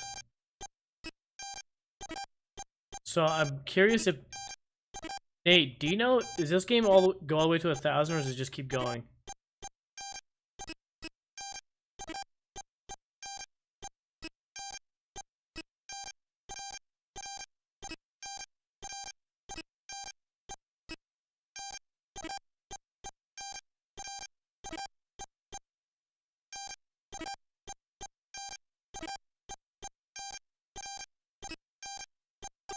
Oh my gosh.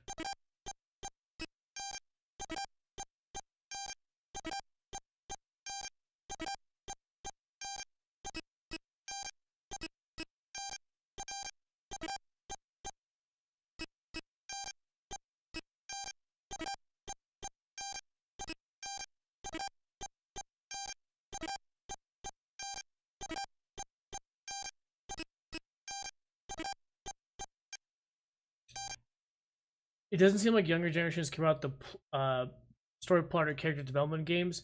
They want graphics and immersion, how real can't games feel. Yeah, like they want simulations rather than a game. Yeah,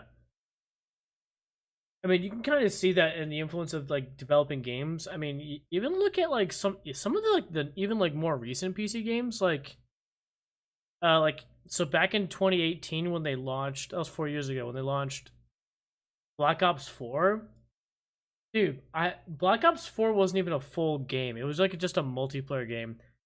They had a single player that's like you kind of play through like some of the characters to kind of get to know them, but it wasn't even there's no campaign of Black Ops 4. Do you know that?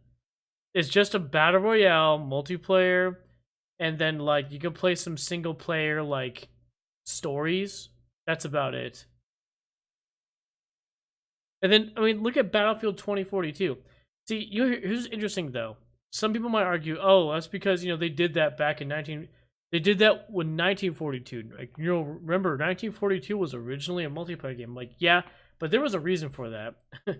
Probably because like developmental limitations, right? Like if they're a team assigned to making like Battlefield 2 the way it is, that online portion is a game in and of its own. So of course you're not gonna have time to develop some story arc and like hire people to do voices.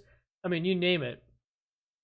But there's another layer of argument I have. They had Medal of Honor. Medal of Honor and Battlefield went hand in hand. Medal of Honor was the campaign version of Battlefield 1942. Medal of Honor had the campaign with the story. It did have multiplayer, but it was small scale, smaller levels. And then Battlefield 1942 was their IP. It basically kind of take like the same style Medal of Honor, but make it a big map. And that made sense because you had one game that handles the small multiplayer maps and the single player campaign. And then you got the big giant battle 40 player game, 20 on 20 or whatever 30 on 30 is map. Big maps, right? But as soon as Medal of Honor took a dive in the early 2010s, you guys remember that? Battlefield took over doing campaign and multiplayer stuff. And so it was like, okay, they're transforming it. Battlefield's taking over kind of like the job of both IPs. So Battlefield has had a single player up until 2042. And then what is this? 2042 is just an online only game? It's like, bro, like you're not going to have a campaign? So like are you charging $30 instead of 60? Is it half the price? Oh no, it's a full game where I just play online with people? Nah, I ain't buying it. There was even thoughts of like people going like saying they're gonna make it free to play.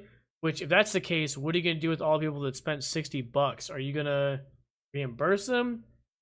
Some people thought like EA would give them like credit to use towards like in-game purchases, but the proof is that a game that's built like 2042 is the kind of proof of like what they think the younger generation is. Oh, they're just into surface level, no depth, just they're into their 15-second TikToks. They don't want story. They just want like click, point and click. No depth to it, which is a lie. People do want that. Like what they think people want is the lie. But people keep buying games because they're going to.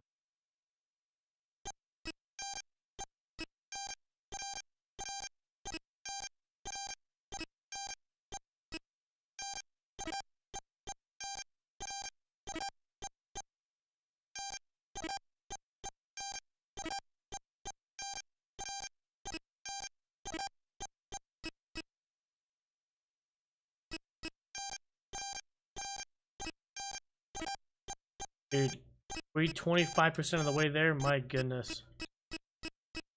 Holy moly. Dude, break these lions. Yo, is this what the workers have to do every single day? Yeah, I would quit this job. No, I'd be like, come on, man. Can you get some better cages, please?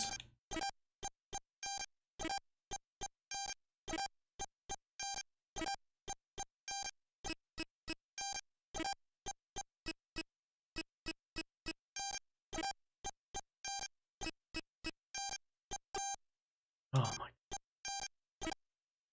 I've been chasing the N64 early PC high for 15 and 20 years now. Yeah, that was a fun era.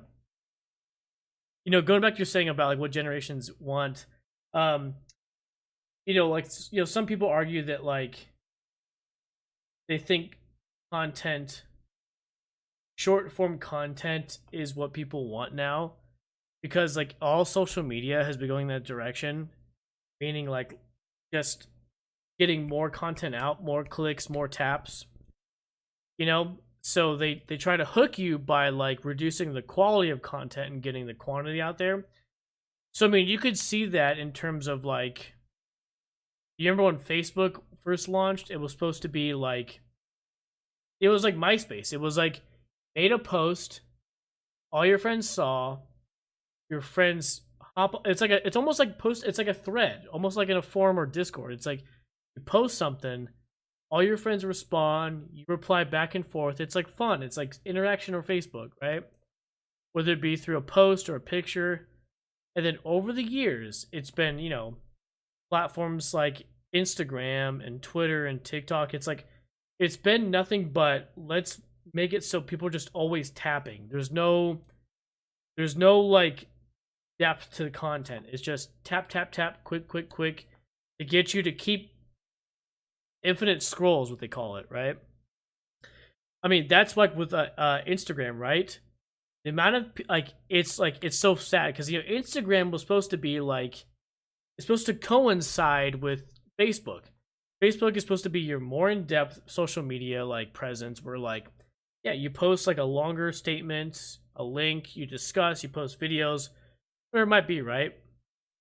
Instagram was supposed to be like, oh, like, hey, here's a picture. I'm out at BJ's Brewery here at the Del Mall, and like that's it. Like there's no depth to it. That's what it's supposed to be. What's funny is people transition from Facebook and it's to Instagram. Now, here's the funny thing about Instagram, though. Instagram has got even more instant than what they originally were, right? Because before, Instagram was just pictures. It's just a feed of pictures. Then they came out with stories, which they stole from Snapchat. Remember, stories was first came out on Snapchat. And then here's the thing, though. So stories are like are no longer satisfying, but it was satisfying in the beginning because like you just want to quickly know what's going on. And it's the easiest way just to tap through instead of scrolling through your feed. And so they keep like adjusting social media to, it's supposed to grab your attention and it's supposed to get you hooked. And by keeping you hooked is to reduce the quality of the content and to make it quick, so that you keep doing the infinite scroll like on TikTok, or the tap throughs, you know, or the same thing on Instagram Reels. You keep the scroll. And remember, all that content, it's not quality, it's all just quantity, right? Like the idea of like TikTok and Instagram Reels and YouTube Shorts, like it's not in-depth great content. It's just like it's like Vine. It's just supposed to get you like hooked, but like not satisfying.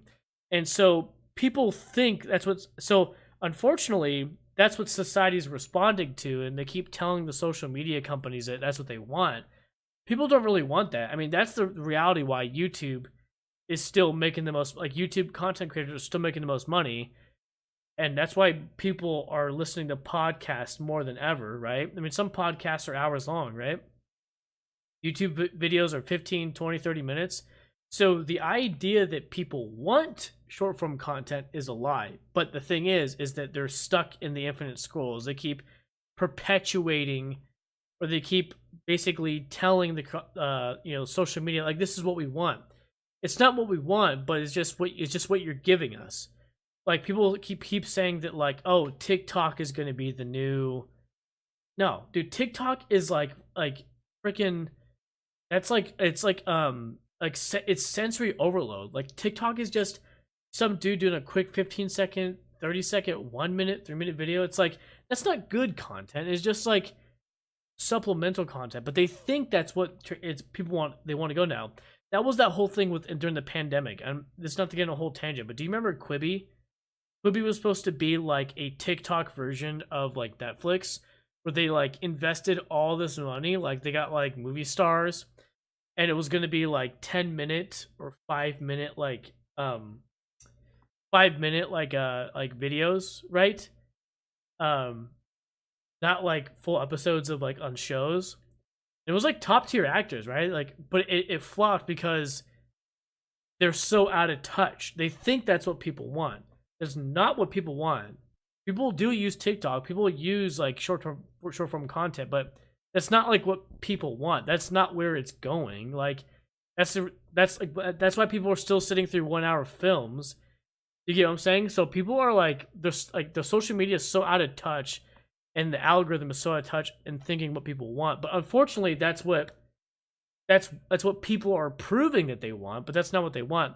And so that goes back to even gaming, right?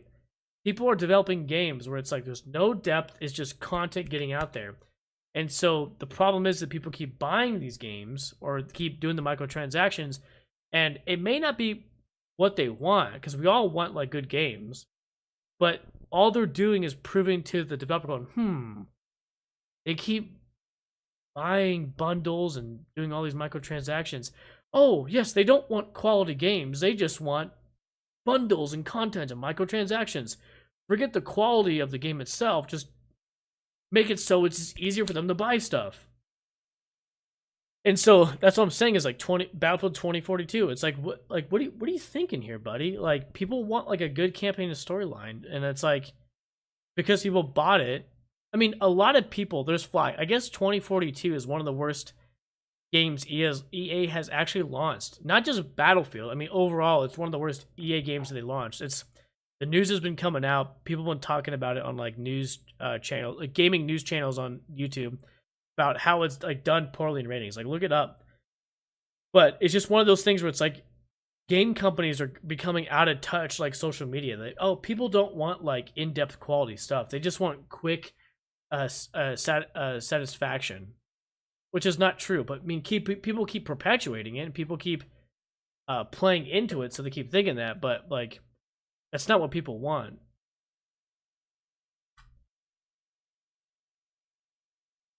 Let's see. Remember Vine was like 7-second clips, but now stuff is getting longer again. Remember cell phones? Everyone wanted the cell phones to get smaller and smaller. Now cell phones are getting bigger and bigger screens. Yeah, I remember that. I had a Motorola flip phone that was like this big. Beep. Yeah, I remember, dude. So I have a 10. I actually had a 6 Plus. I want to go back to a bigger size. Instagram just became a highlight reel, almost as social resume, to see how much respect strangers should give you. Exactly. Uh-oh, did I come mid TED Talk? Yes, you did, sir. At least we had it easy when it comes to phones. I used to live in my grandma's house, and she had those old-fashioned phones that go 3, 5, 7. Oops, wrong number. Gotta start over. 3, 5. Oh, the rotary phones? I think people want to be distracted from the stresses of everyday life while also feeling connected to other people as easily as possible. Yes.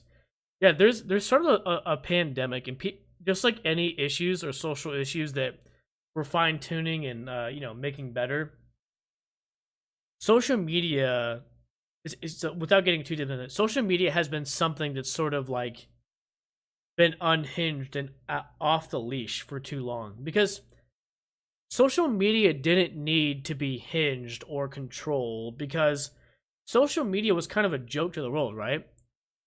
I mean, the amount of people that used AIM were Gen Xers and millennials. Same thing with MySpace, Gen Xers and millennials. Young Gen Xers, not like older Gen Xers like my wife's parents. I mean, young Gen Xers and millennials. Same with Facebook, same with social media, right? So like, the amount of the world that took social media serious has only been a small thing. So no wonder like there hasn't been any laws and rules and regulations that haven't been coming up, or studies up until now, because it's sort of been like a joke. It's been like, no one's taking it serious. But now social media has become so serious because it's everything from, right, like censorship, or even like perpetuating false information on any platform, whether it be Twitter, Facebook, Instagram, TikTok, right? I mean, now it's like, so because social media has such an effect, it now has to be taken serious. Like, oh, like that thing that was a joke in the corner of the room, oh, that's actually like a legit element to like our everyday lives now. But it wasn't before. So that's why nobody took social media serious, because it was a joke. It was like video games. or anything else, right? But because it's gotten so big, it's like, oh, okay, like this needs to now be a part of the curriculum, right? And if I could use that terminology. So we're just now getting to a point where it's like, yeah, we need to start like fine tuning this. We need to start like, coming after like social media companies about like how much information they're getting from us, how they're tuning the AI to basically just manipulate you and only show you content, only one-sided content of what they think you like versus like what everything that's out there, right? All this stuff. And like, even if like the social media like has no regulation, outside sources are starting to come in like on Netflix and documentaries and going, hey, I used to work for Google, like you got to be careful, man. Like their whole point is that they're just trying to get you hooked on screen time. So with that being said, we're now seeing like a beginning of like a revolution, I think, in social media, because again, for the longest time, nobody took social media serious because it was a joke. It was like a computer thing to people. Like my parents, oh, you're on your Facebook. Now my parents are on Facebook, everybody's on Facebook, everybody uses social media. So that's why there's so much importance now of like it's gotta be honed in. Like there's gotta be laws, there's gotta be regulations, people gotta do studies on it. Like it's no longer a joke anymore. It's no longer like, video games were for the nerds. It's like everybody and their mom plays video games now. Moms, dads, wives, husbands, babies, grandmas, grandpas. Same thing with social media. It was like a small pocket of people who are like, ooh, this is fun. Now it's like every industry is using social media. So now it's got to be honed in. But yeah, you brought up a good point there with that whole like feeling connected to other people so easily as possible, but being removed, right? It's just, yeah, it's like bad. It's like social media can be pretty dangerous. Quick satisfaction. I don't play Mario Kart. People wanted that. Yeah, unfortunately, yeah, people are going to social media for quick satisfaction. I think social media was just advanced how our brains were supposed to process social interaction.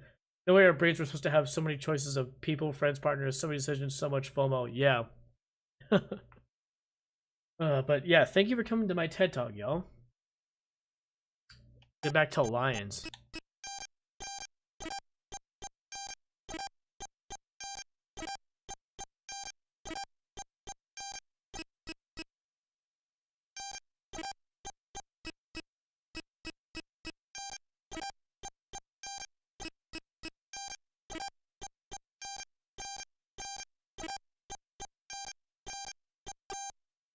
Whoops.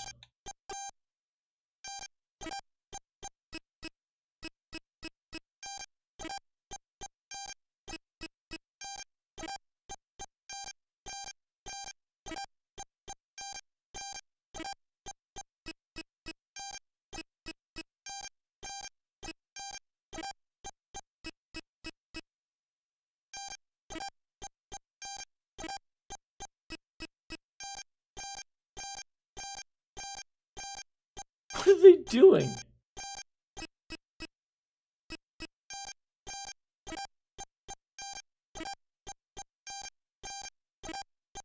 What the heck are these guys doing? They keep doing this stupid fake out.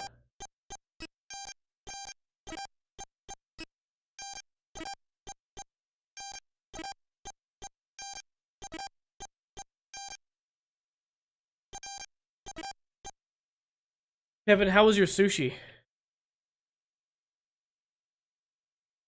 How was your sushi?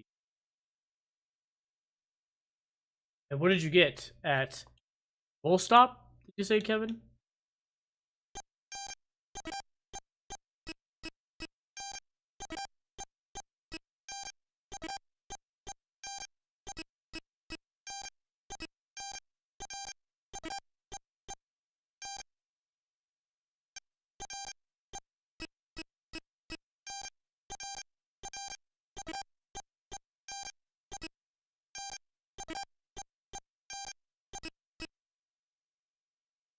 Here, kitty, kitty, kitty. Yeah, basically, that's what's going on right now.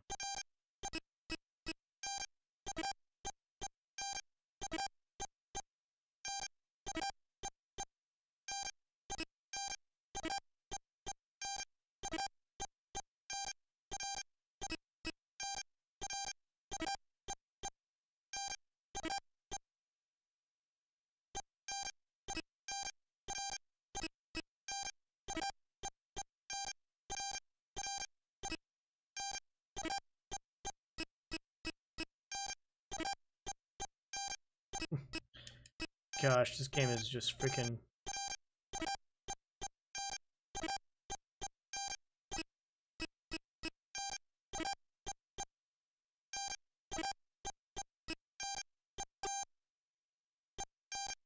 Oh man.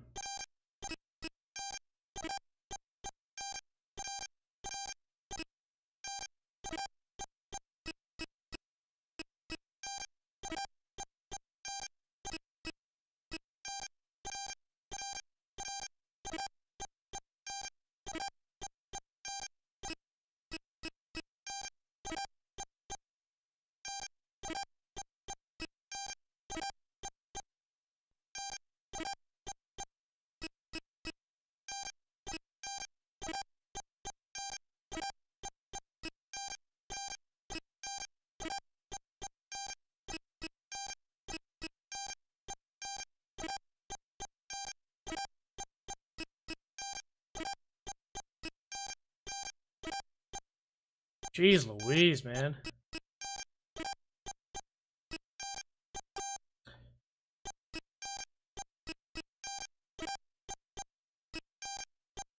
Oh my gosh.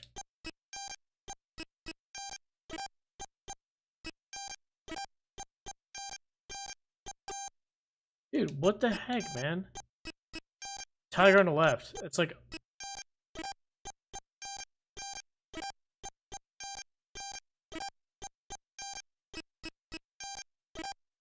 What the heck, dude?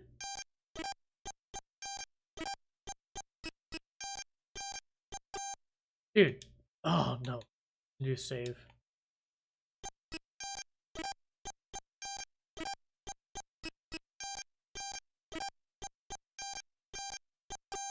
Dude, what the freak?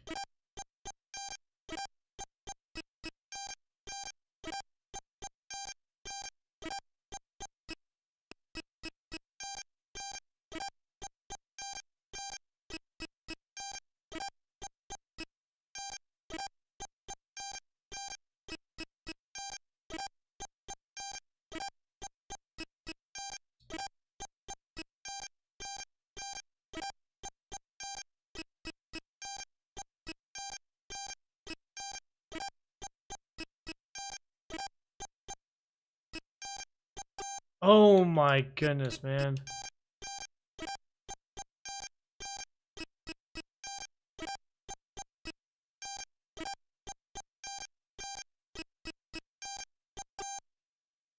Oh my gosh.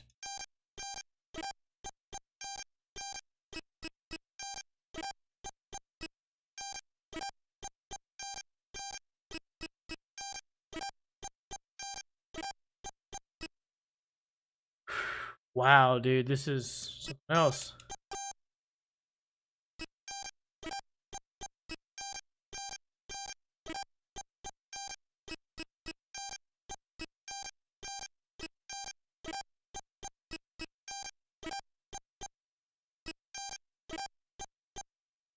Wow, we're at 400. My goodness.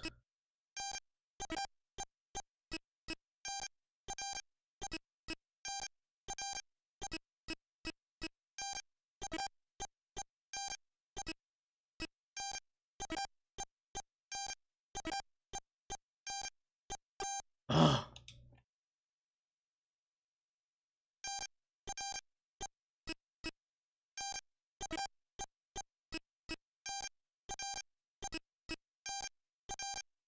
Oh my goodness.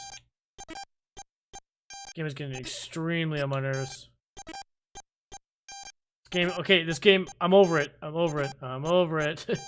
I don't want to be here anymore.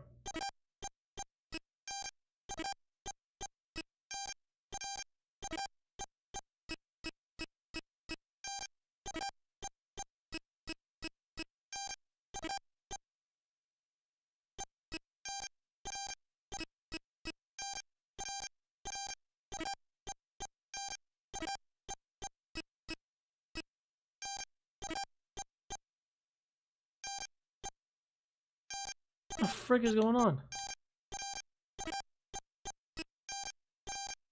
Dude, they're like juking me out.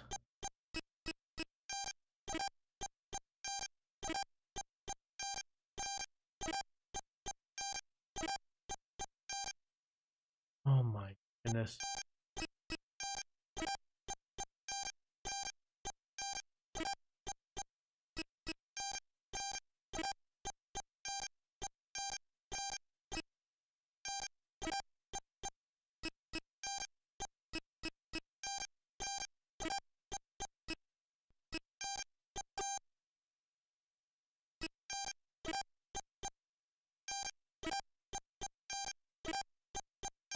Oh, my eyes. My goodness. This screen is just harsh on my eyes, man.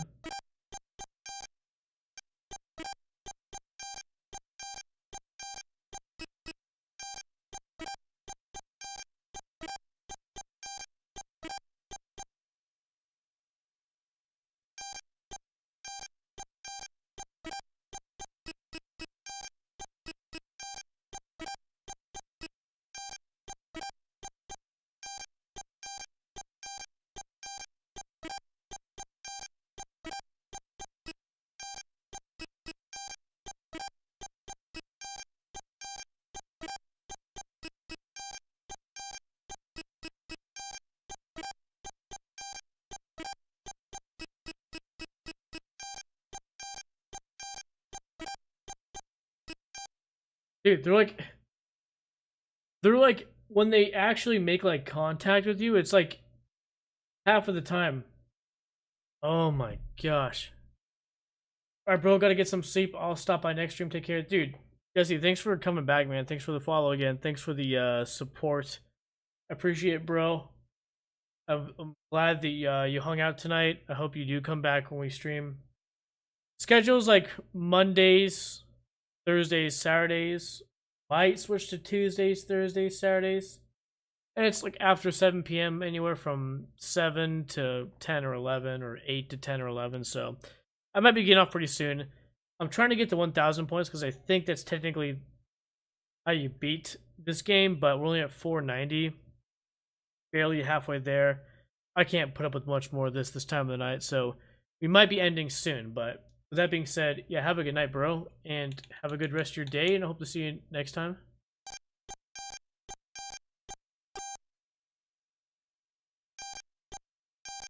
Wait, what?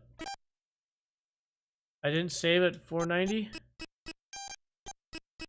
Pretty sure I did.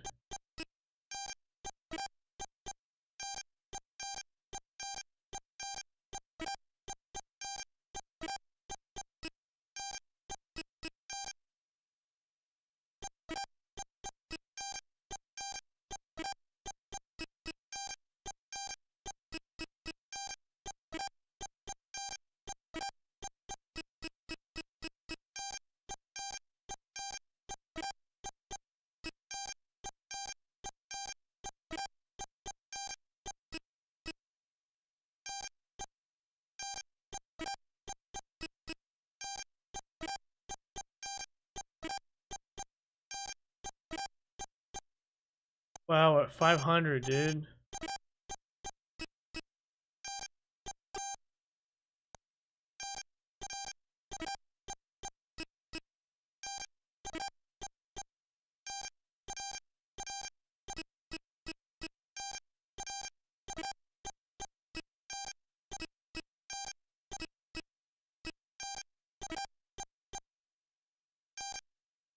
Oh my gosh.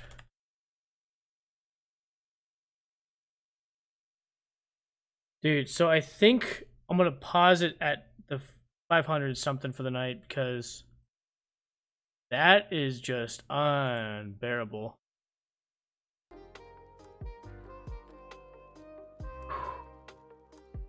Wow. Dude.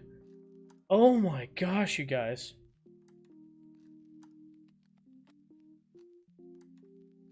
I'm over that game. I do not want to play that for another 490, 510, 5 something, 490 points. I'm so over it. This is one of those games where it's like, I don't want to play anymore. I'm done. Oh my gosh. Like, the game is like, in terms of like the technical execution, it's pretty simple, like what you need to do, but it's just, it's painstakingly slow because every time they get to the edge of the cage, they don't always come out. You hear that again, dint, dint. A lot of times it's again, back, again, back, and you get no points from that. You don't get a point until they come out and touch the chair you're holding up. So they could do one of these things. They get to the edge, they go up, they fake you out. It's like, I'm not even getting a point for that. It's just, so there could be there's a lot of downtime of them like going to the edge, like juking you out, and you're not getting any points. That's what makes it so slow. If they made it so every time they go to the edge, like, is them committing to trying to come out, the game would probably be sped up by ×4 of that. But yeah, half of the game is them going to the edge, oh no, to the edge, oh no, up, oh no, bomb, oh no, and then finally, oh yeah. My goodness, man.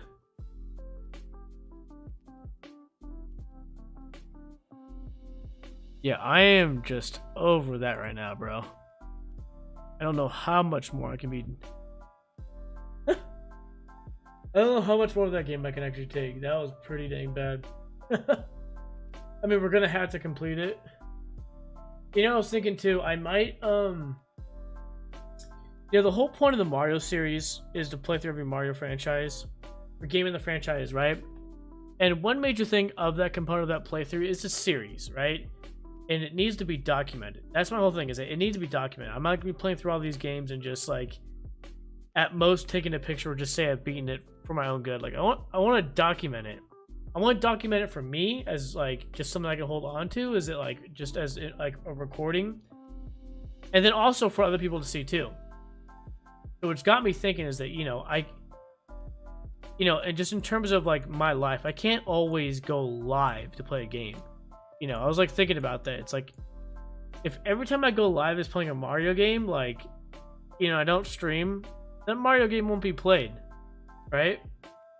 So I had this intention of doing it, and it's just so far it's been how I document it has been streaming, because it saves as a VOD and I re-upload it, and edit it so it's like a gameplay and not just a lot of this talking, a lot of the pausing and chatting. That's essentially what the re-uploads are on YouTube. So I mean, if you go to YouTube, like all my games I've beaten so far are up there. Most of them. I'm kind of behind uploading them, but most of the ball games are the first 3 or 4 ball games are up there. And again, all it is just it's taking stuff from the stream, cutting it down, making a nice like playthrough video.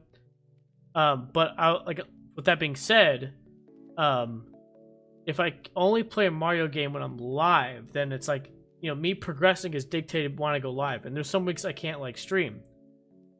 And so I was like thinking about it. I'm like, well, you know what?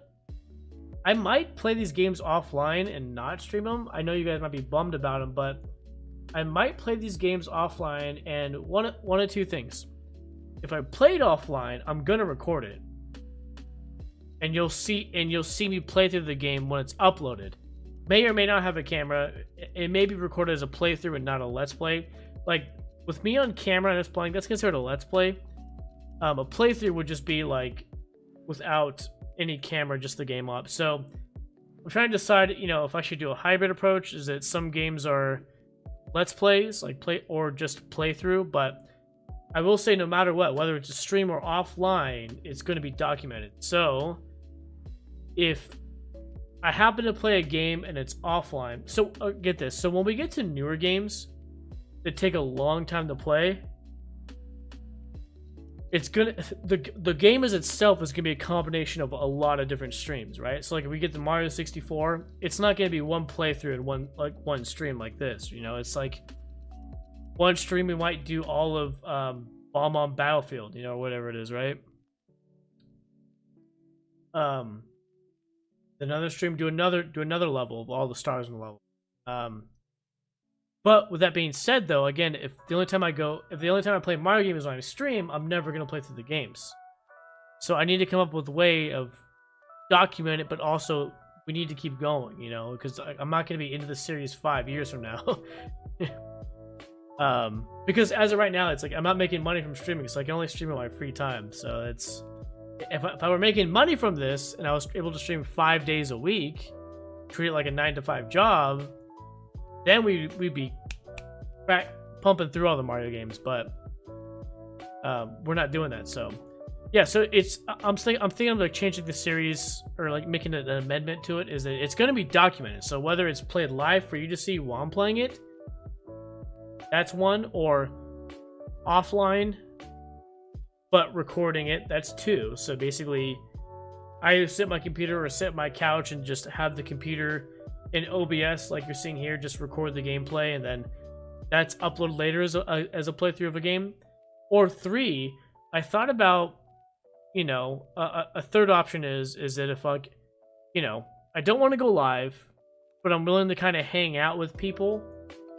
I thought a way of like streaming it and then like, but on Discord. So like the third approach would be, again, so number one is live streaming it. Two is recording it offline, just me.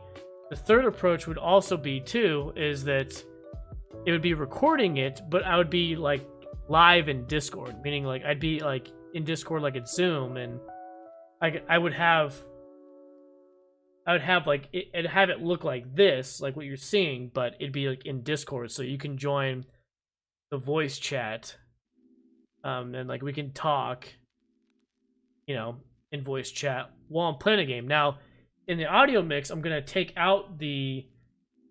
In the audio mix, I'm gonna make separate tracks so the Discord voice chat doesn't come through on the gameplay, because what I really don't want is a lot of talking and playing. That's the kind of distracting for any viewers that want to see the videos, and it would make the gameplay video look bad. So, but I'd like to talk while I'm playing. So basically, it would be like something similar to streaming, where like people could talk while I'm playing in Discord. So like I just would be chilling, playing, recording. I would hear you talking to me and I would respond, but I would respond the same way. I'd pause the game, respond, and then when I'm done talking, go back. And just so you guys know, that's a lot of times that the reason why I pause playing my game when I'm playing the Mario game and respond is I don't want a lot of dialogue in the video that I'm going to be uploading to YouTube. Like I don't want like me like talk in the chat, because like someone's going to pull up that video and they're going to want to see me playing through it, but they're going to be like, it's so annoying that he keeps like talking in the chat. Some people, I mean, some people do upload their streams in its entirety, but you have to remember, I already have that on YouTube. Like just so you guys know, when I'm playing right now, like there's Twitch saving his VODs, and then YouTube is saving entirety of streams up on YouTube. The people want to view the stream in its raw form, they can, but you have to remember, like when these like Mario franchise playthroughs, I'm taking the raw stream footage, cutting it down to just the gameplay. So for just the gameplay, I don't want the dialogue of me responding to comments like in those videos. That's why I pause it, respond, unpause, because when I go back and edit the videos, I cut that out. So it's like a transition, like a smooth transition from like scene to scene, kind of like that. So I would be doing that in Discord. In Discord, I would allow you guys to be talking to me while I'm playing, but once I respond, it'll be me pausing. But I'm able to make it work so that like the audio I'm hearing from Discord, like people talking to me while I'm hanging out, while we're all hanging out.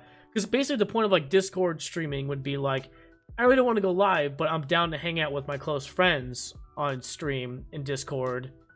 Streaming Discord, right? I mean, that's what you call it. You're streaming in Discord. And also playing it. But again, I would take out like our dialogue, or you talking to me, so it's not like, you know, if there's like 5 people in chat, I don't want like like 5 people talking like while I'm playing. That just would make a crappy like upload video later. But I want that to happen. I want that hangout to be like I'm playing a game, recording it while I'm responding and you're all talking. But so there's a way to do it. I have a setting in Discord I could do where it's like it mutes the Discord audio coming in of people talking, and then basically like if I respond though, like I can chime in or whatever, and I can pause the game and do it. Listen, I keep coming on here not playing any game. What's going on? Well, why do you keep leaving, Kevin? We just got done playing a crap ton of Game & Watch. And we're ending the stream, so where you at, buddy? Where you been all night? How come you haven't been lurking, eating your sushi, and hanging out while we've been playing the games? We played a lot of games today.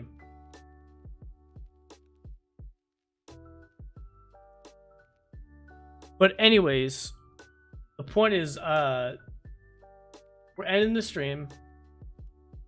Enough of that game for the night. We'll continue next time playing that Game & Watch game. And yeah, we'll probably be back on Monday or Tuesday. I don't know yet. Yeah,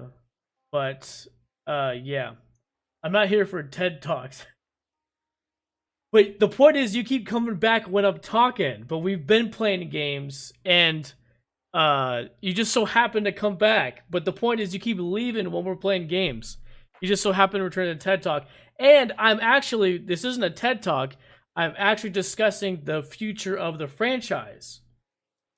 So, with that being said, you just missed all the stuff I was talking about, which I'll tell you about later. But yeah, this ain't a TED Talk. It's a amendment to the franchise, something very current and actually important to the stream itself. But I'll end up retelling the thing, what I'm talking about tonight. But yeah, so with that being said, everybody, have a good rest of your night. I am tired. I'm over that stupid Game & Watch game. I just want to hurry up and get to those Mario games. But yeah.